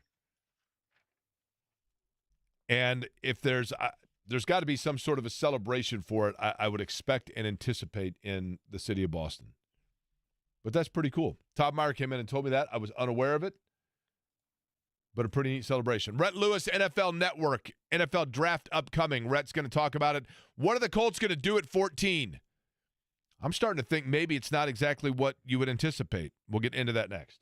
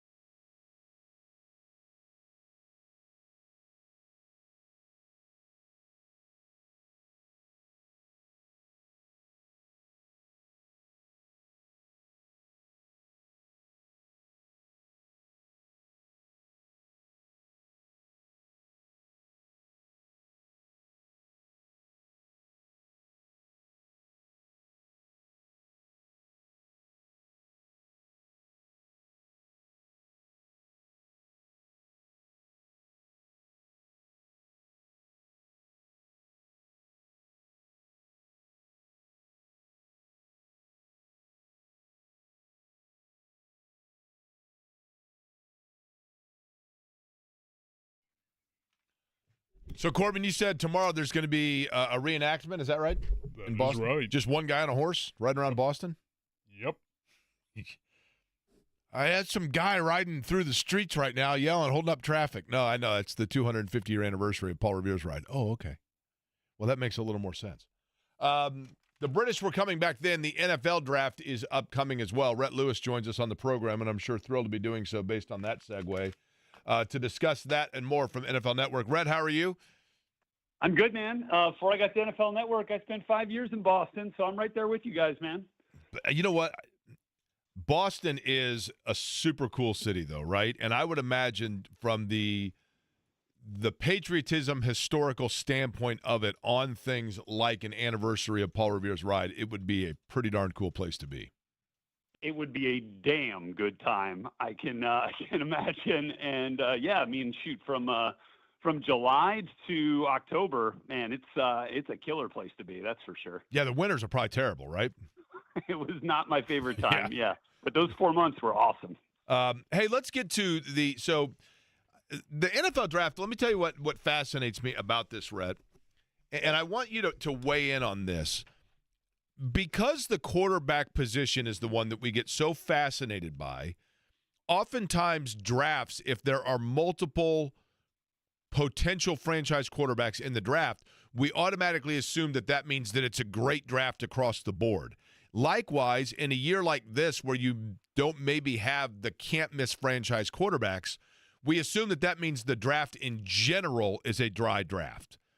Is there any truth to that in terms of just kind of the stereotype of where our mind puts us in terms of draft depth?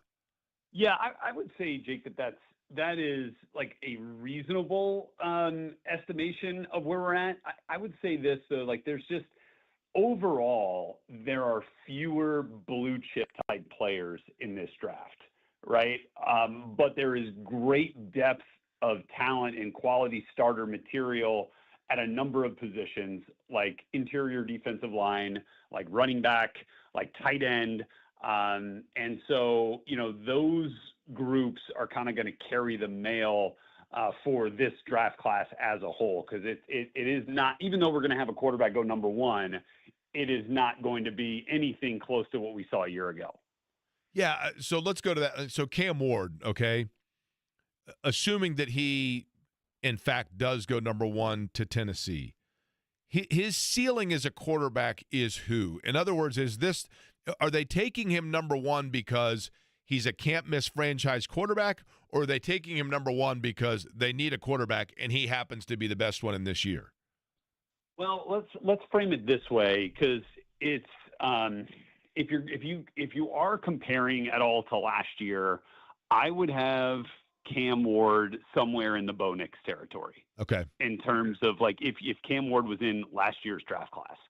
Now, for some teams, that was the fourth quarterback out of the six that went. For some teams, it was the sixth quarterback out of the six. I would say that he was probably more along those lines, maybe in that 5 range, that somewhere between 4 and 6, depending on how teams viewed Michael Penix and the medical questions.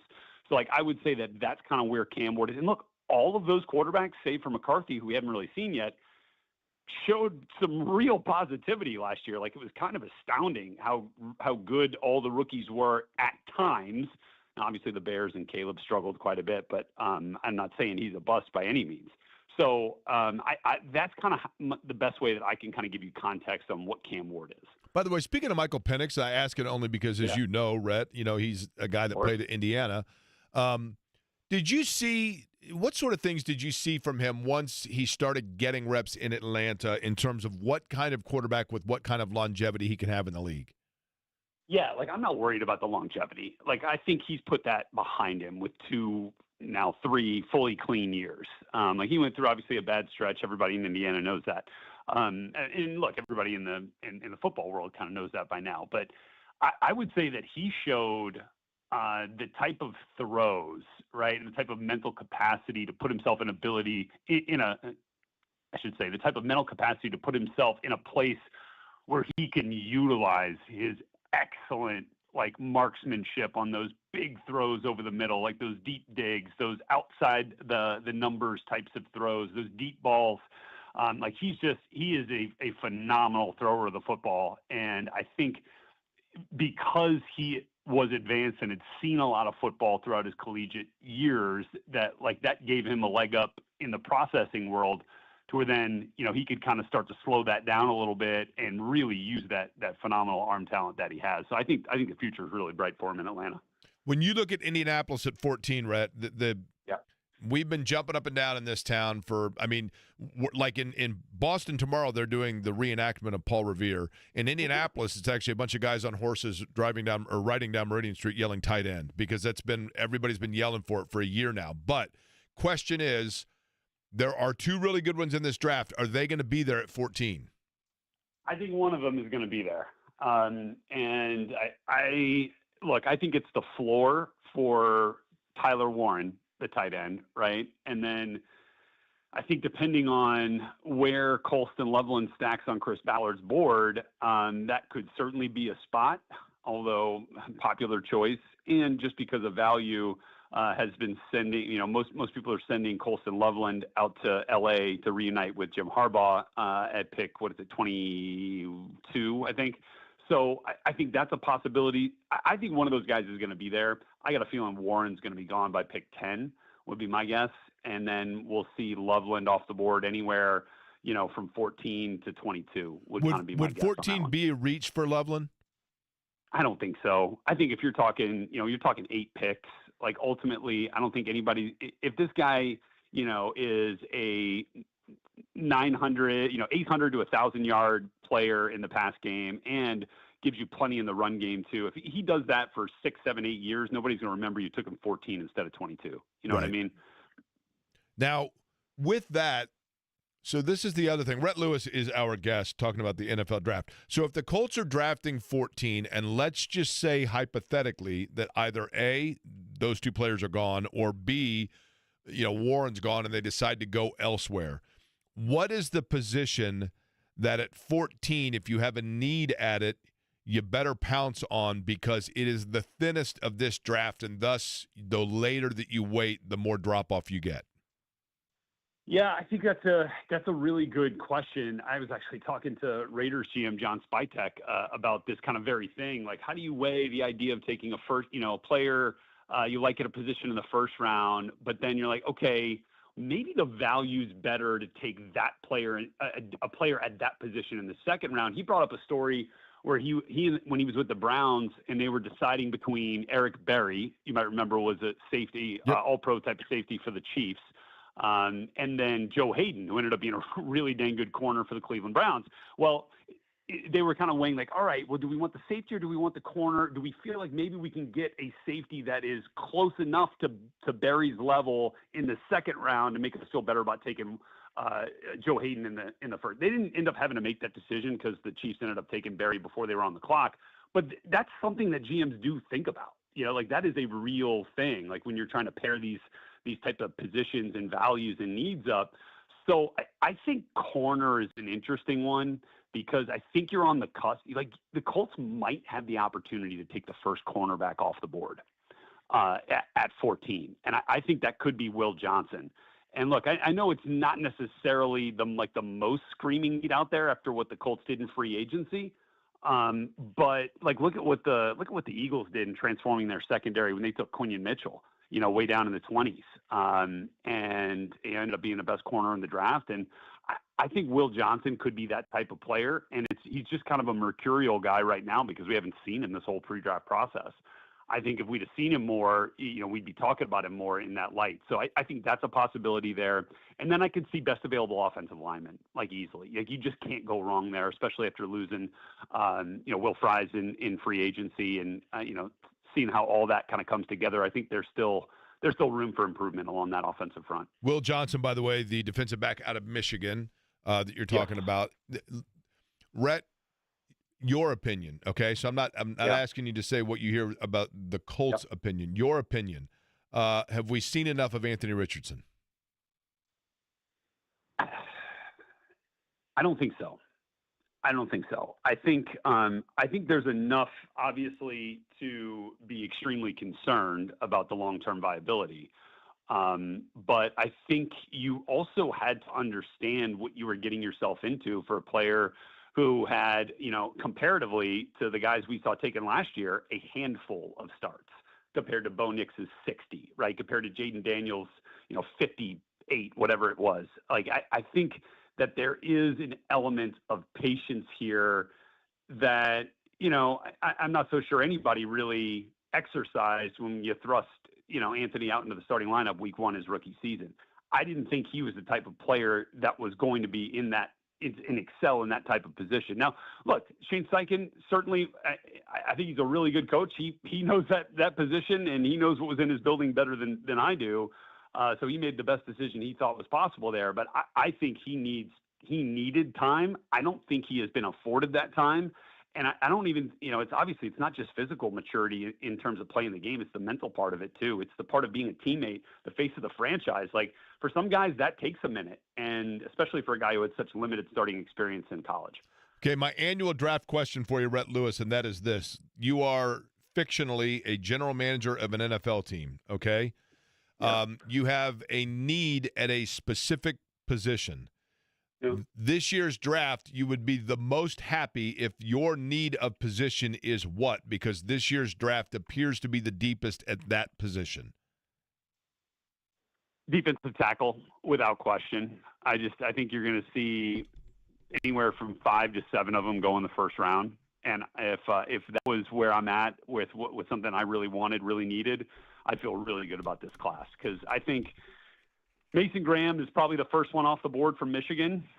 His teammate Kenneth Grant is not far behind, but I think you're going to find quality starters and like impact type players at that position way down at the bottom of the first round and into the second round. Like I think you're finding that is the sweet spot of the draft is the defensive tackle spot. Okay, secondly, the position that if you are a general manager and you have need at this position, you are tossing and turning at night because you're like, man, of all years, I'm in trouble because this is just not a good one for that position. Not named quarterback, I guess. Wide receiver. This is not the year where you're going to get 6 receivers in the first round. Like I was doing simulations and projections earlier the last couple of weeks. So I only put 1 in at one point, and that was Matthew Golden from Texas. I think there's flaws with all these guys, although I think Emeka Egbuka and Matthew Golden are the most polished prospects out of the entire group. I just don't know that they rise to the level of, let's say guys that you would take in the top 10. I could see the Cowboys pulling the trigger on it, at 12, because that is a pretty big need for them. But I would just say receiver is one where you're definitely going to get better value second, third round than you would in the first. Indiana, Purdue, like in terms of, I mean, Rhett, you know this area, right? You did radio for Indiana. In terms of players of local interest that could hear their name called, let's say rounds 1 through 3, we're looking at who? Purdue's got somebody. Purdue's got 5 players up there. Shoot, that's news to me.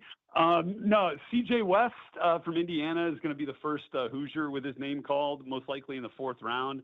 I think Curtis Rourke is not far behind, and I would imagine that we'll be talking about Jalen Walker, a linebacker who transferred in from JMU last year and played alongside Aiden Fisher at the second level last year for the Hoosiers.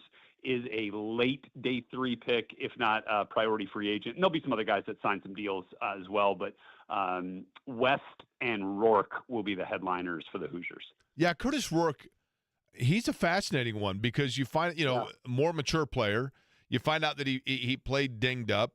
Is there any thought process from scouts, et cetera, that he was a system quarterback as opposed to a guy that can make his own plays? Because to me, he showed some moxie, certainly late in the year. Yeah, I think he's tough as nails. When you consider whatever he was ultimately dealing with the knee injury and how that gets characterized. And then obviously you take into account the thumb too, in mid-season, misses 1 week, comes back and lights up Michigan State and East Lansing. I don't think he is a system player at all. I think he can thrive. Now, look, he's not going to thrive in a Jaden Daniels type situation, right? Like he's not even with 2 healthy knees. Like that's not who he is, but he is an operator from the pocket. He is a pure passer. He is a mature, experienced quarterback that's seen a ton of ball and that's got a good head on his shoulders. Rhett, we appreciate the time as always. I know it's got to be a busy time leading up to the NFL draft, but it's fun though, right? I don't know if it's as fun as being in Boston for the 250th anniversary of Paul Revere, but it's cool, right? Well, it is my favorite time of the year, without question. I was a tortured Saints fan growing up in New Orleans, and so like I'd sneak out of biology class in 6th grade and go sit in the library and fill out mock drafts. Like that was our Super Bowl, So like I love this stuff, man. All right, hold on. I'm gonna guess this before we let you go. You ready? I'm gonna guess for you and your buddies. Yep. I'm going to guess the 4 New Orleans Saints that for you and your buddies were like your hero, your absolute. Okay. Go for it. Okay, now I'm going a little. It's tough because I'm having to temper it based on your age. Like for example, you would be too young for Bobby Hebert, correct? No, I'm 42. Bobby Hebert's right in my wheelhouse. Okay. Cajun Cannon, man. Let's roll. Okay, so Bobby Hebert. Okay, there we go. Boy, based on that, Ricky Jackson? Ricky Jackson is my all-time favorite New Orleans Saint. The city champ, Ricky Jackson. Well, Okay. I mean, it might be my favorite player of all time outside of Steve Largent. Okay. And my apologies if I'm going to say this last name incorrectly because it's been a while. Pat Swilling? Pat Swilling, together with Ricky Jackson, Vaughn Johnson, and Sam Mills in a 3-4 outfit on defense, the most menacing linebacking core to ever play the game, with the best nickname ever given to a group on a field, the Dome Patrol. It was awesome. Okay, now hold on. I'm guessing now, who was the running back in the Abe? They had a running back with a really cool first name. I remember that. No, it was either Reuben Mays, Dalton Hilliard, and then we drafted Saints drafted Vaughn Dunbar. Dunbar. Vaughn Dunbar, if he didn't tear the knee up, was a really good player. It was going to be a good player. Yeah. Dalton Hilliard for certain. That's who I'm thinking of. Now, Yes. Deuce McAllister would be a little behind you and your buddies, right? Yeah, my dad had gotten fired. My dad was the head trainer for the Saints for 32 years, and he'd gotten fired right before Deuce came in. But draft day 1999 is a day that will live in infamy amongst my friend group, and I don't think that I can get into too much detail without getting any sort of Louisiana state troopers on our tail here. I mean, when Mike Ditka decided to trade the entire draft. Yeah, they traded the for Dome, Ricky right? Williams. Yeah, they traded the Dome For for Ricky Ricky. Williams. Yeah. That was on this day today in 1999, by the way. Not that you remember it, right? What happened at our friend's house with the 30 of us there watching that draft when that happened was one of the most glorious times of my high school life. Listen, you realize the Indianapolis tie-in there because obviously Edge gave us the opportunity. Totally, and I'm telling you, I will never forget. I was in a public place in Indianapolis as the Colts were on the board, and they had it on the radio, and literally everybody stopped and was like, "Oh my gosh, they're going to get Ricky Williams." I mean, he was the fait accompli, no question about it. Earl Campbell, Walter Payton wrapped into one running back, foregone conclusion. And then it was like, Ed Gurin, who is this? I mean, nobody knew who he was, right? Smart pick. That's right, from Miami. Yeah, Bill Polian. All right, Strikes well, again. I didn't mention Aaron Brooks. See, I didn't go with Aaron Brooks. I could have gone Aaron Brooks as well. No, you were good with Hebert. That's right. All right, Rhett, we appreciate it as always. Talk to you, man. All right, Rhett Lewis. I'm telling you, the Saints, man, I was at I covered the Rams, the greatest show on turf. And the St. Louis Rams, at the end of the 2000 season, they were the defending Super Bowl champions. They started out 6-0 and were a house of fire. I mean, that offense with Marshall Faulk, Torrey Holt, Isaac Bruce, Kurt Warner, they were unbelievable. And they started out 6-0, went to Kansas City. Warner broke his thumb. Trent Green, who originally was supposed to be the starter, took over. And Green did okay, and then Warner came back. But the Rams kind of fell apart, and they lost 7 of their final 10 games. So they went from 6-0 and outscoring everybody like 150-0 to limping into the playoffs. They had to go into New Orleans and beat the Saints in order to keep their playoff hopes alive. And I'll be honest, I can't remember if I think they lost in the final game of the regular season, but right after they lost, the Bears missed a field goal that put put St. Louis back into the playoffs.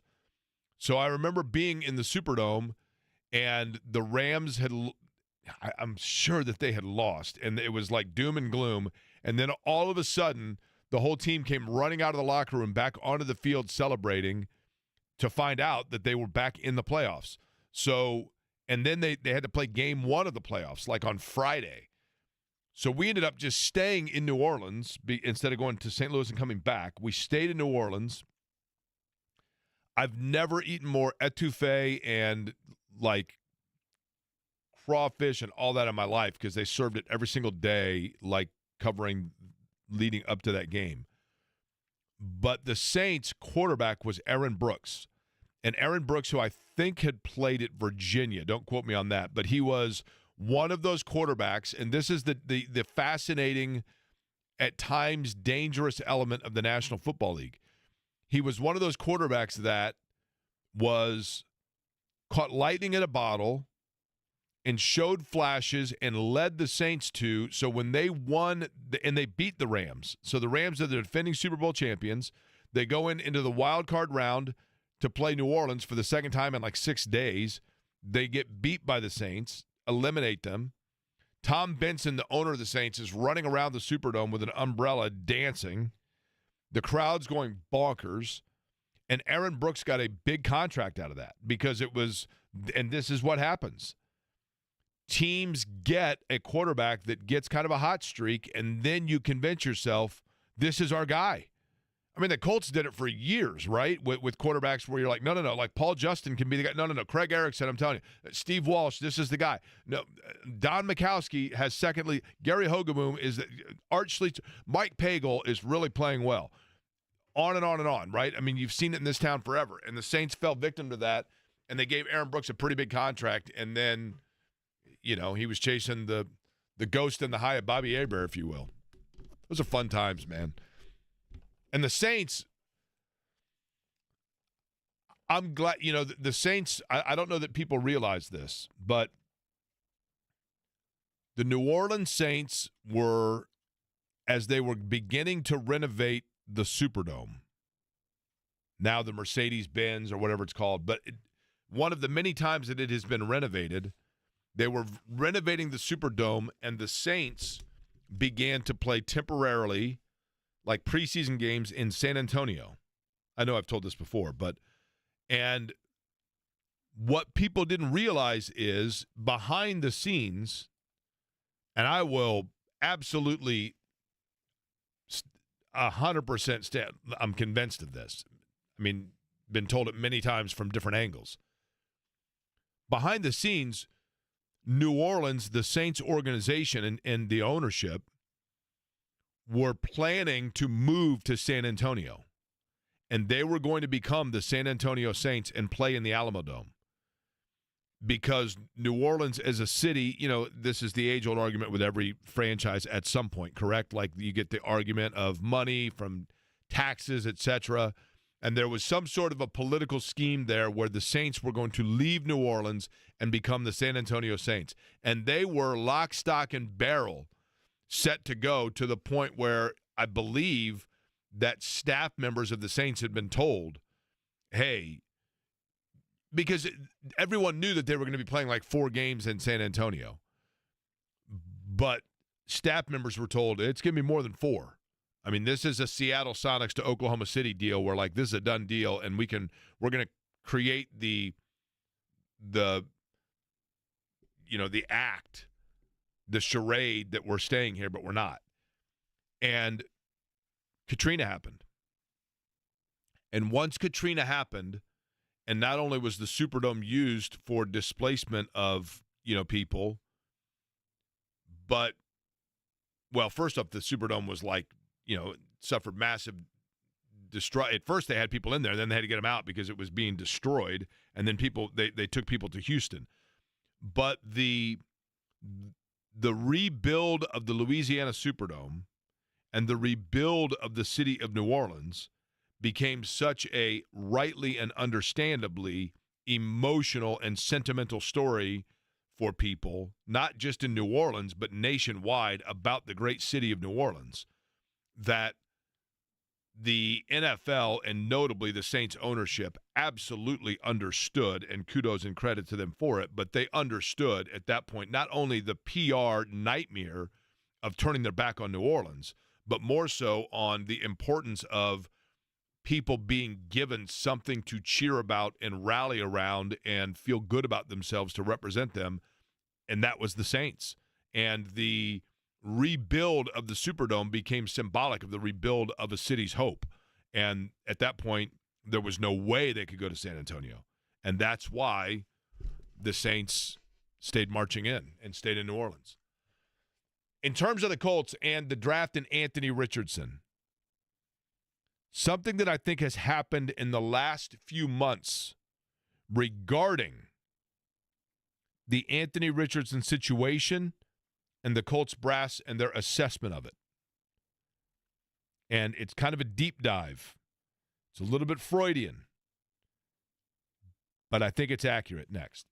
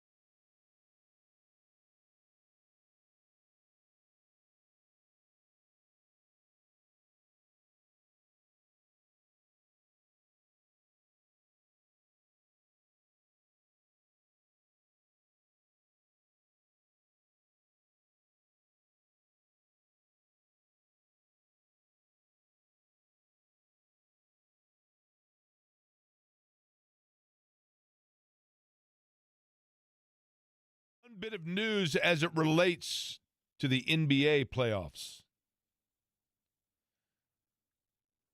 is that Damian Lillard apparently has been cleared from deep vein thrombosis, meaning the blood clot apparently has cleared, but he is still listed as out for game number 1. But that is something to keep in mind moving forward. Probably even further emphasizes the importance, not that it's not already important, for the Pacers to get out to a 1-love lead, because if he is going to be available, then you want to try to get as much as you can there. Now, the other thing that comes into play, Chris Bosh went through this, is if he were to, because of the blood clot, I think you have to wait now. If he's no longer taking blood thinner medication, that's the big thing that they understandably, and I can tell you as somebody who is on blood thinners, you got to be very careful with that because you bruise very easily and then you clearly bleed very easily when you're on blood thinners. And so that becomes the curveball when you're talking about something that has potential for physical contact, athletic competition, etc. Lillard is no longer taking blood medication, and it says that opens the door for a potential return during their first-round playoff series against the Pacers. A person with direct knowledge of the situation told USA Today. The person who requested anonymity because they were not authorized to speak publicly about the situation. He was diagnosed with blood clots in his deep vein of his right calf on March 25th. But again, going off of the blood thinners would indicate perhaps that the blood clot is a situation that he now can move on from. But we shall see, because as of now, he is still listed as out for game number 1. Somebody asked me this question about Anthony Richardson.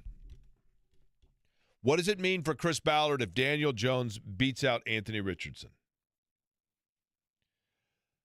What I'm about to say is in no way, shape, or form a report that I heard directly from somebody, but it's my gut feeling. So this is my opinion.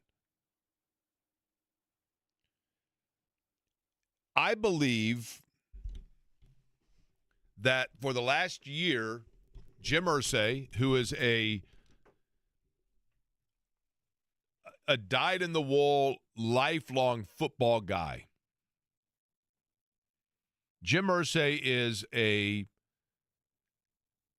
there's one thing that he has been around literally from the time he came out of the womb, essentially, it's been football. Loves the game of football, loves the competition of football, loves the chess match of football.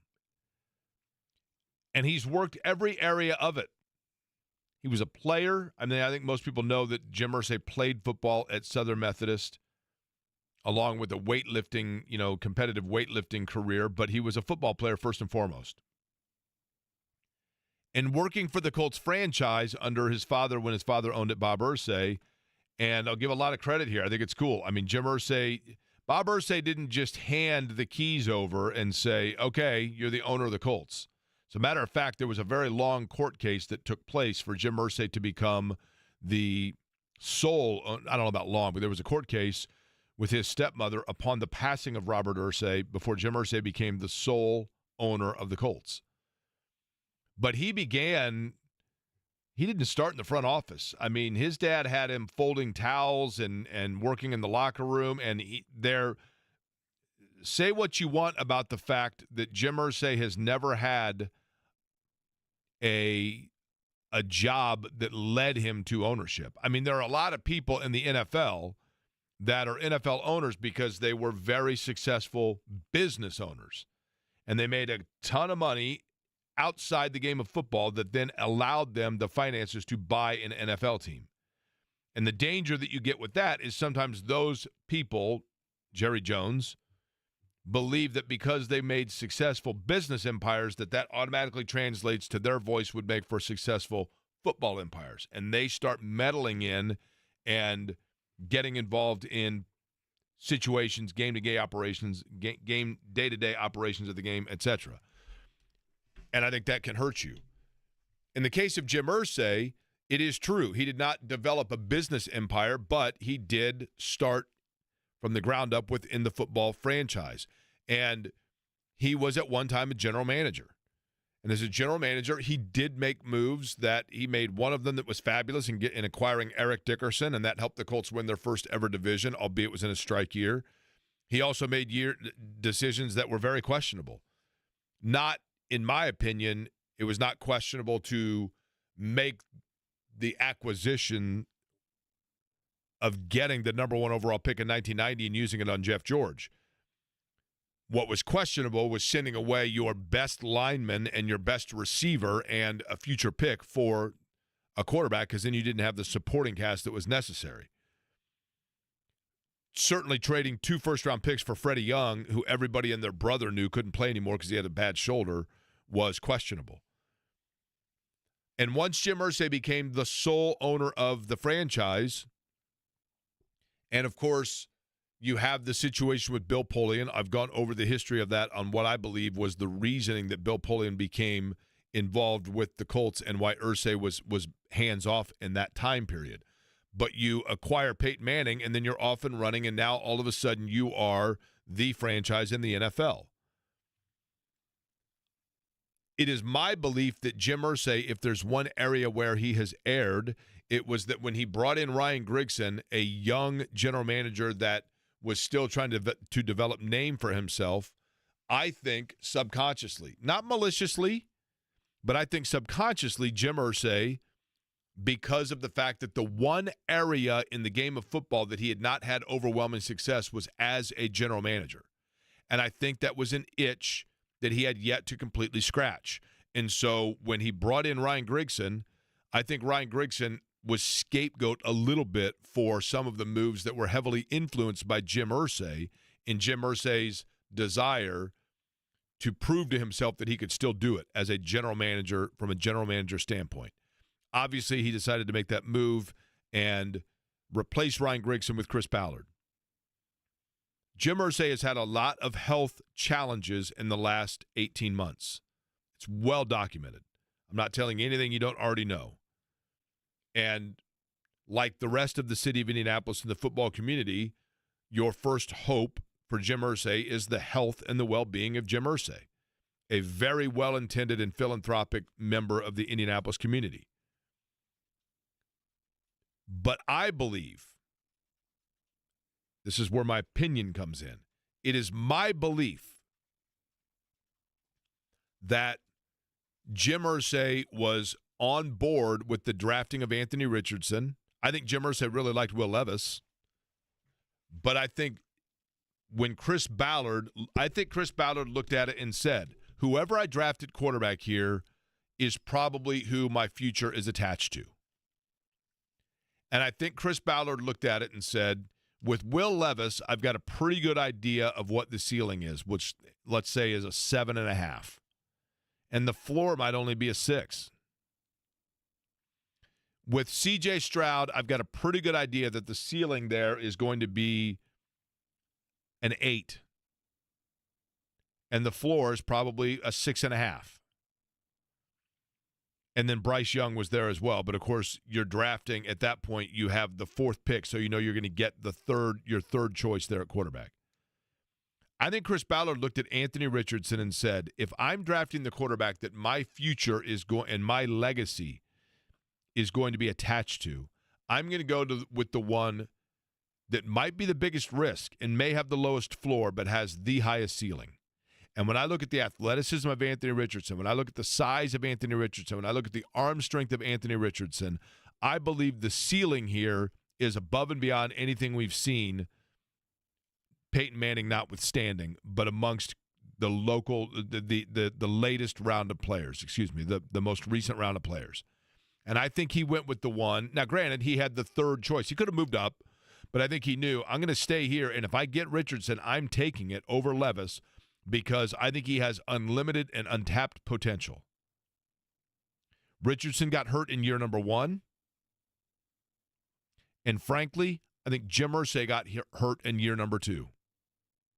And what I mean by that is it is well documented of Jim Irsay's health challenges this time a year ago.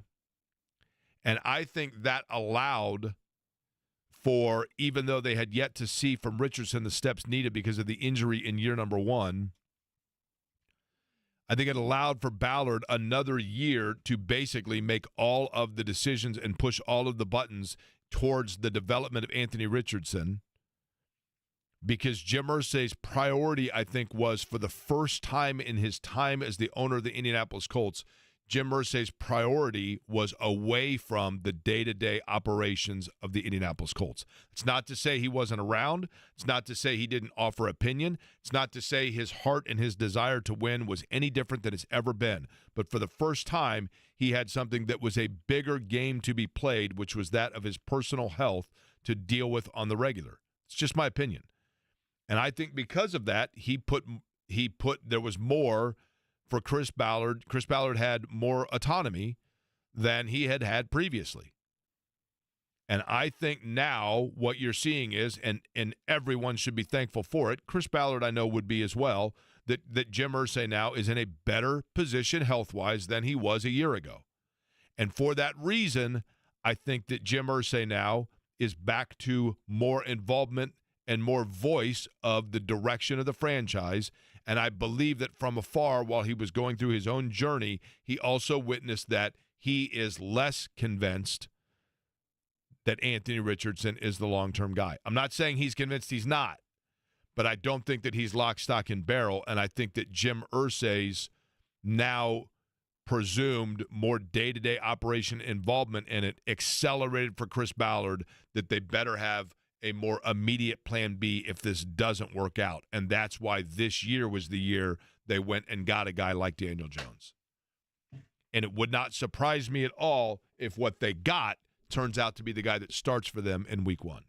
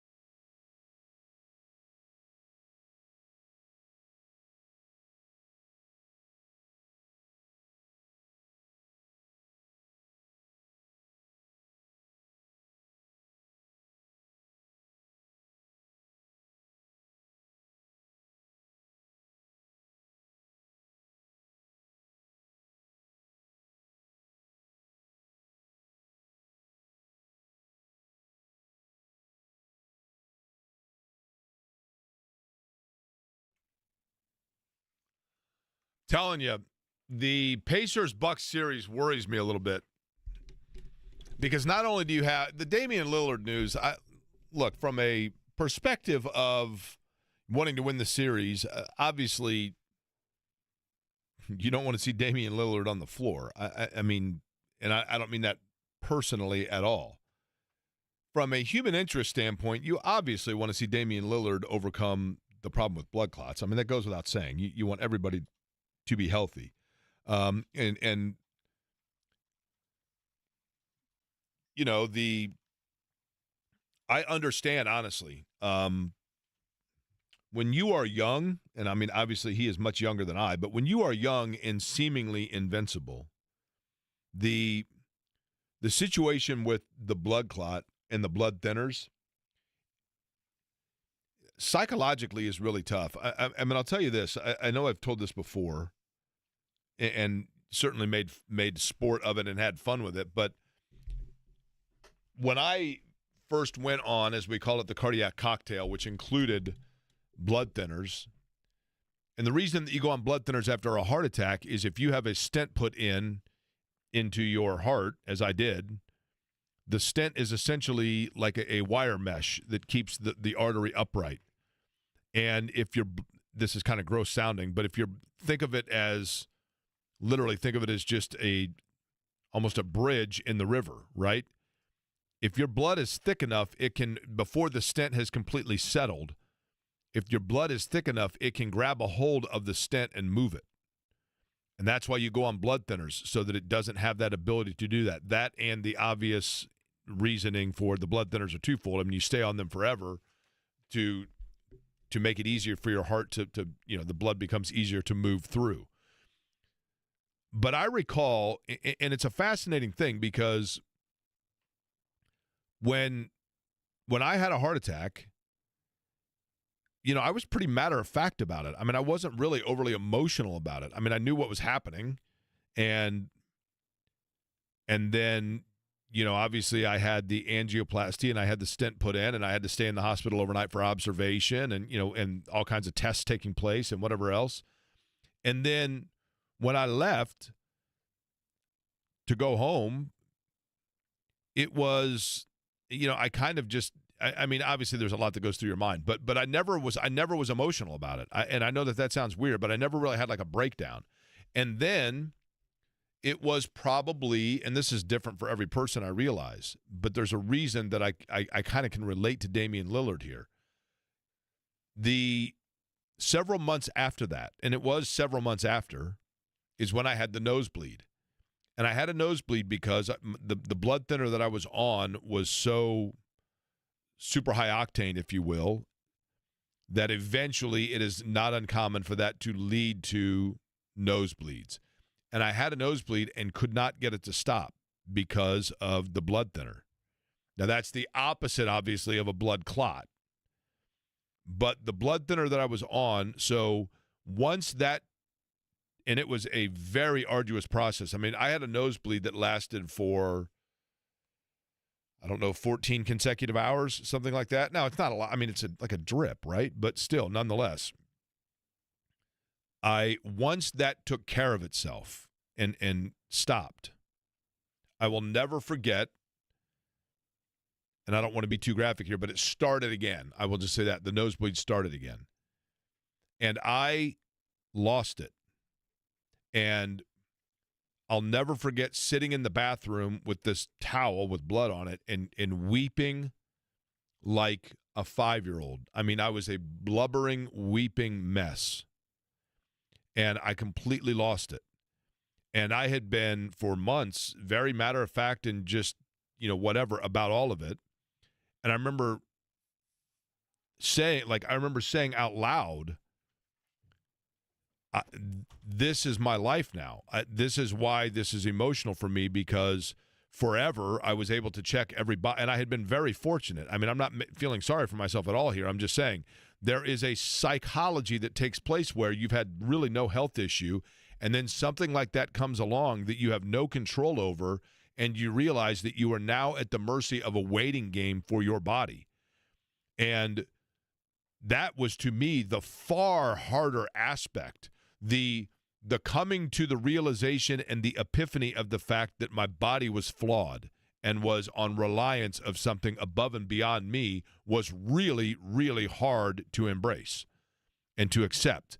And so for Damian Lillard, I honestly can only assume that having a blood clot and having to go on blood thinners and seeing your career thus come to a pause for something of which you have no control is very psychologically challenging.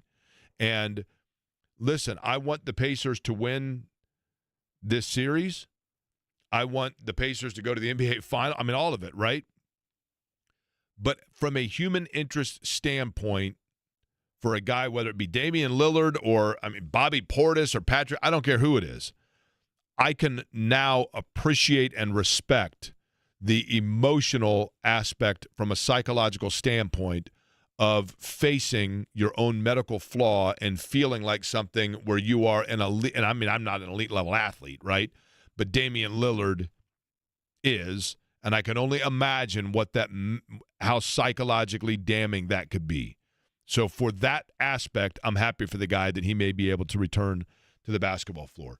JMV's up next, and he's actually broadcasting live from a place that can help with everything that I just talked about, for that matter, because there are cardiological benefits without question that I'll tell you folks more about in the next couple of months. But from where JMV is broadcasting, as he's up next, I'm sure he'll be talking plenty about Pacers, Bucks, the NFL draft as well, and the transfer portal. I thank you for listening, and we will be back with you at noon tomorrow for Query & Company.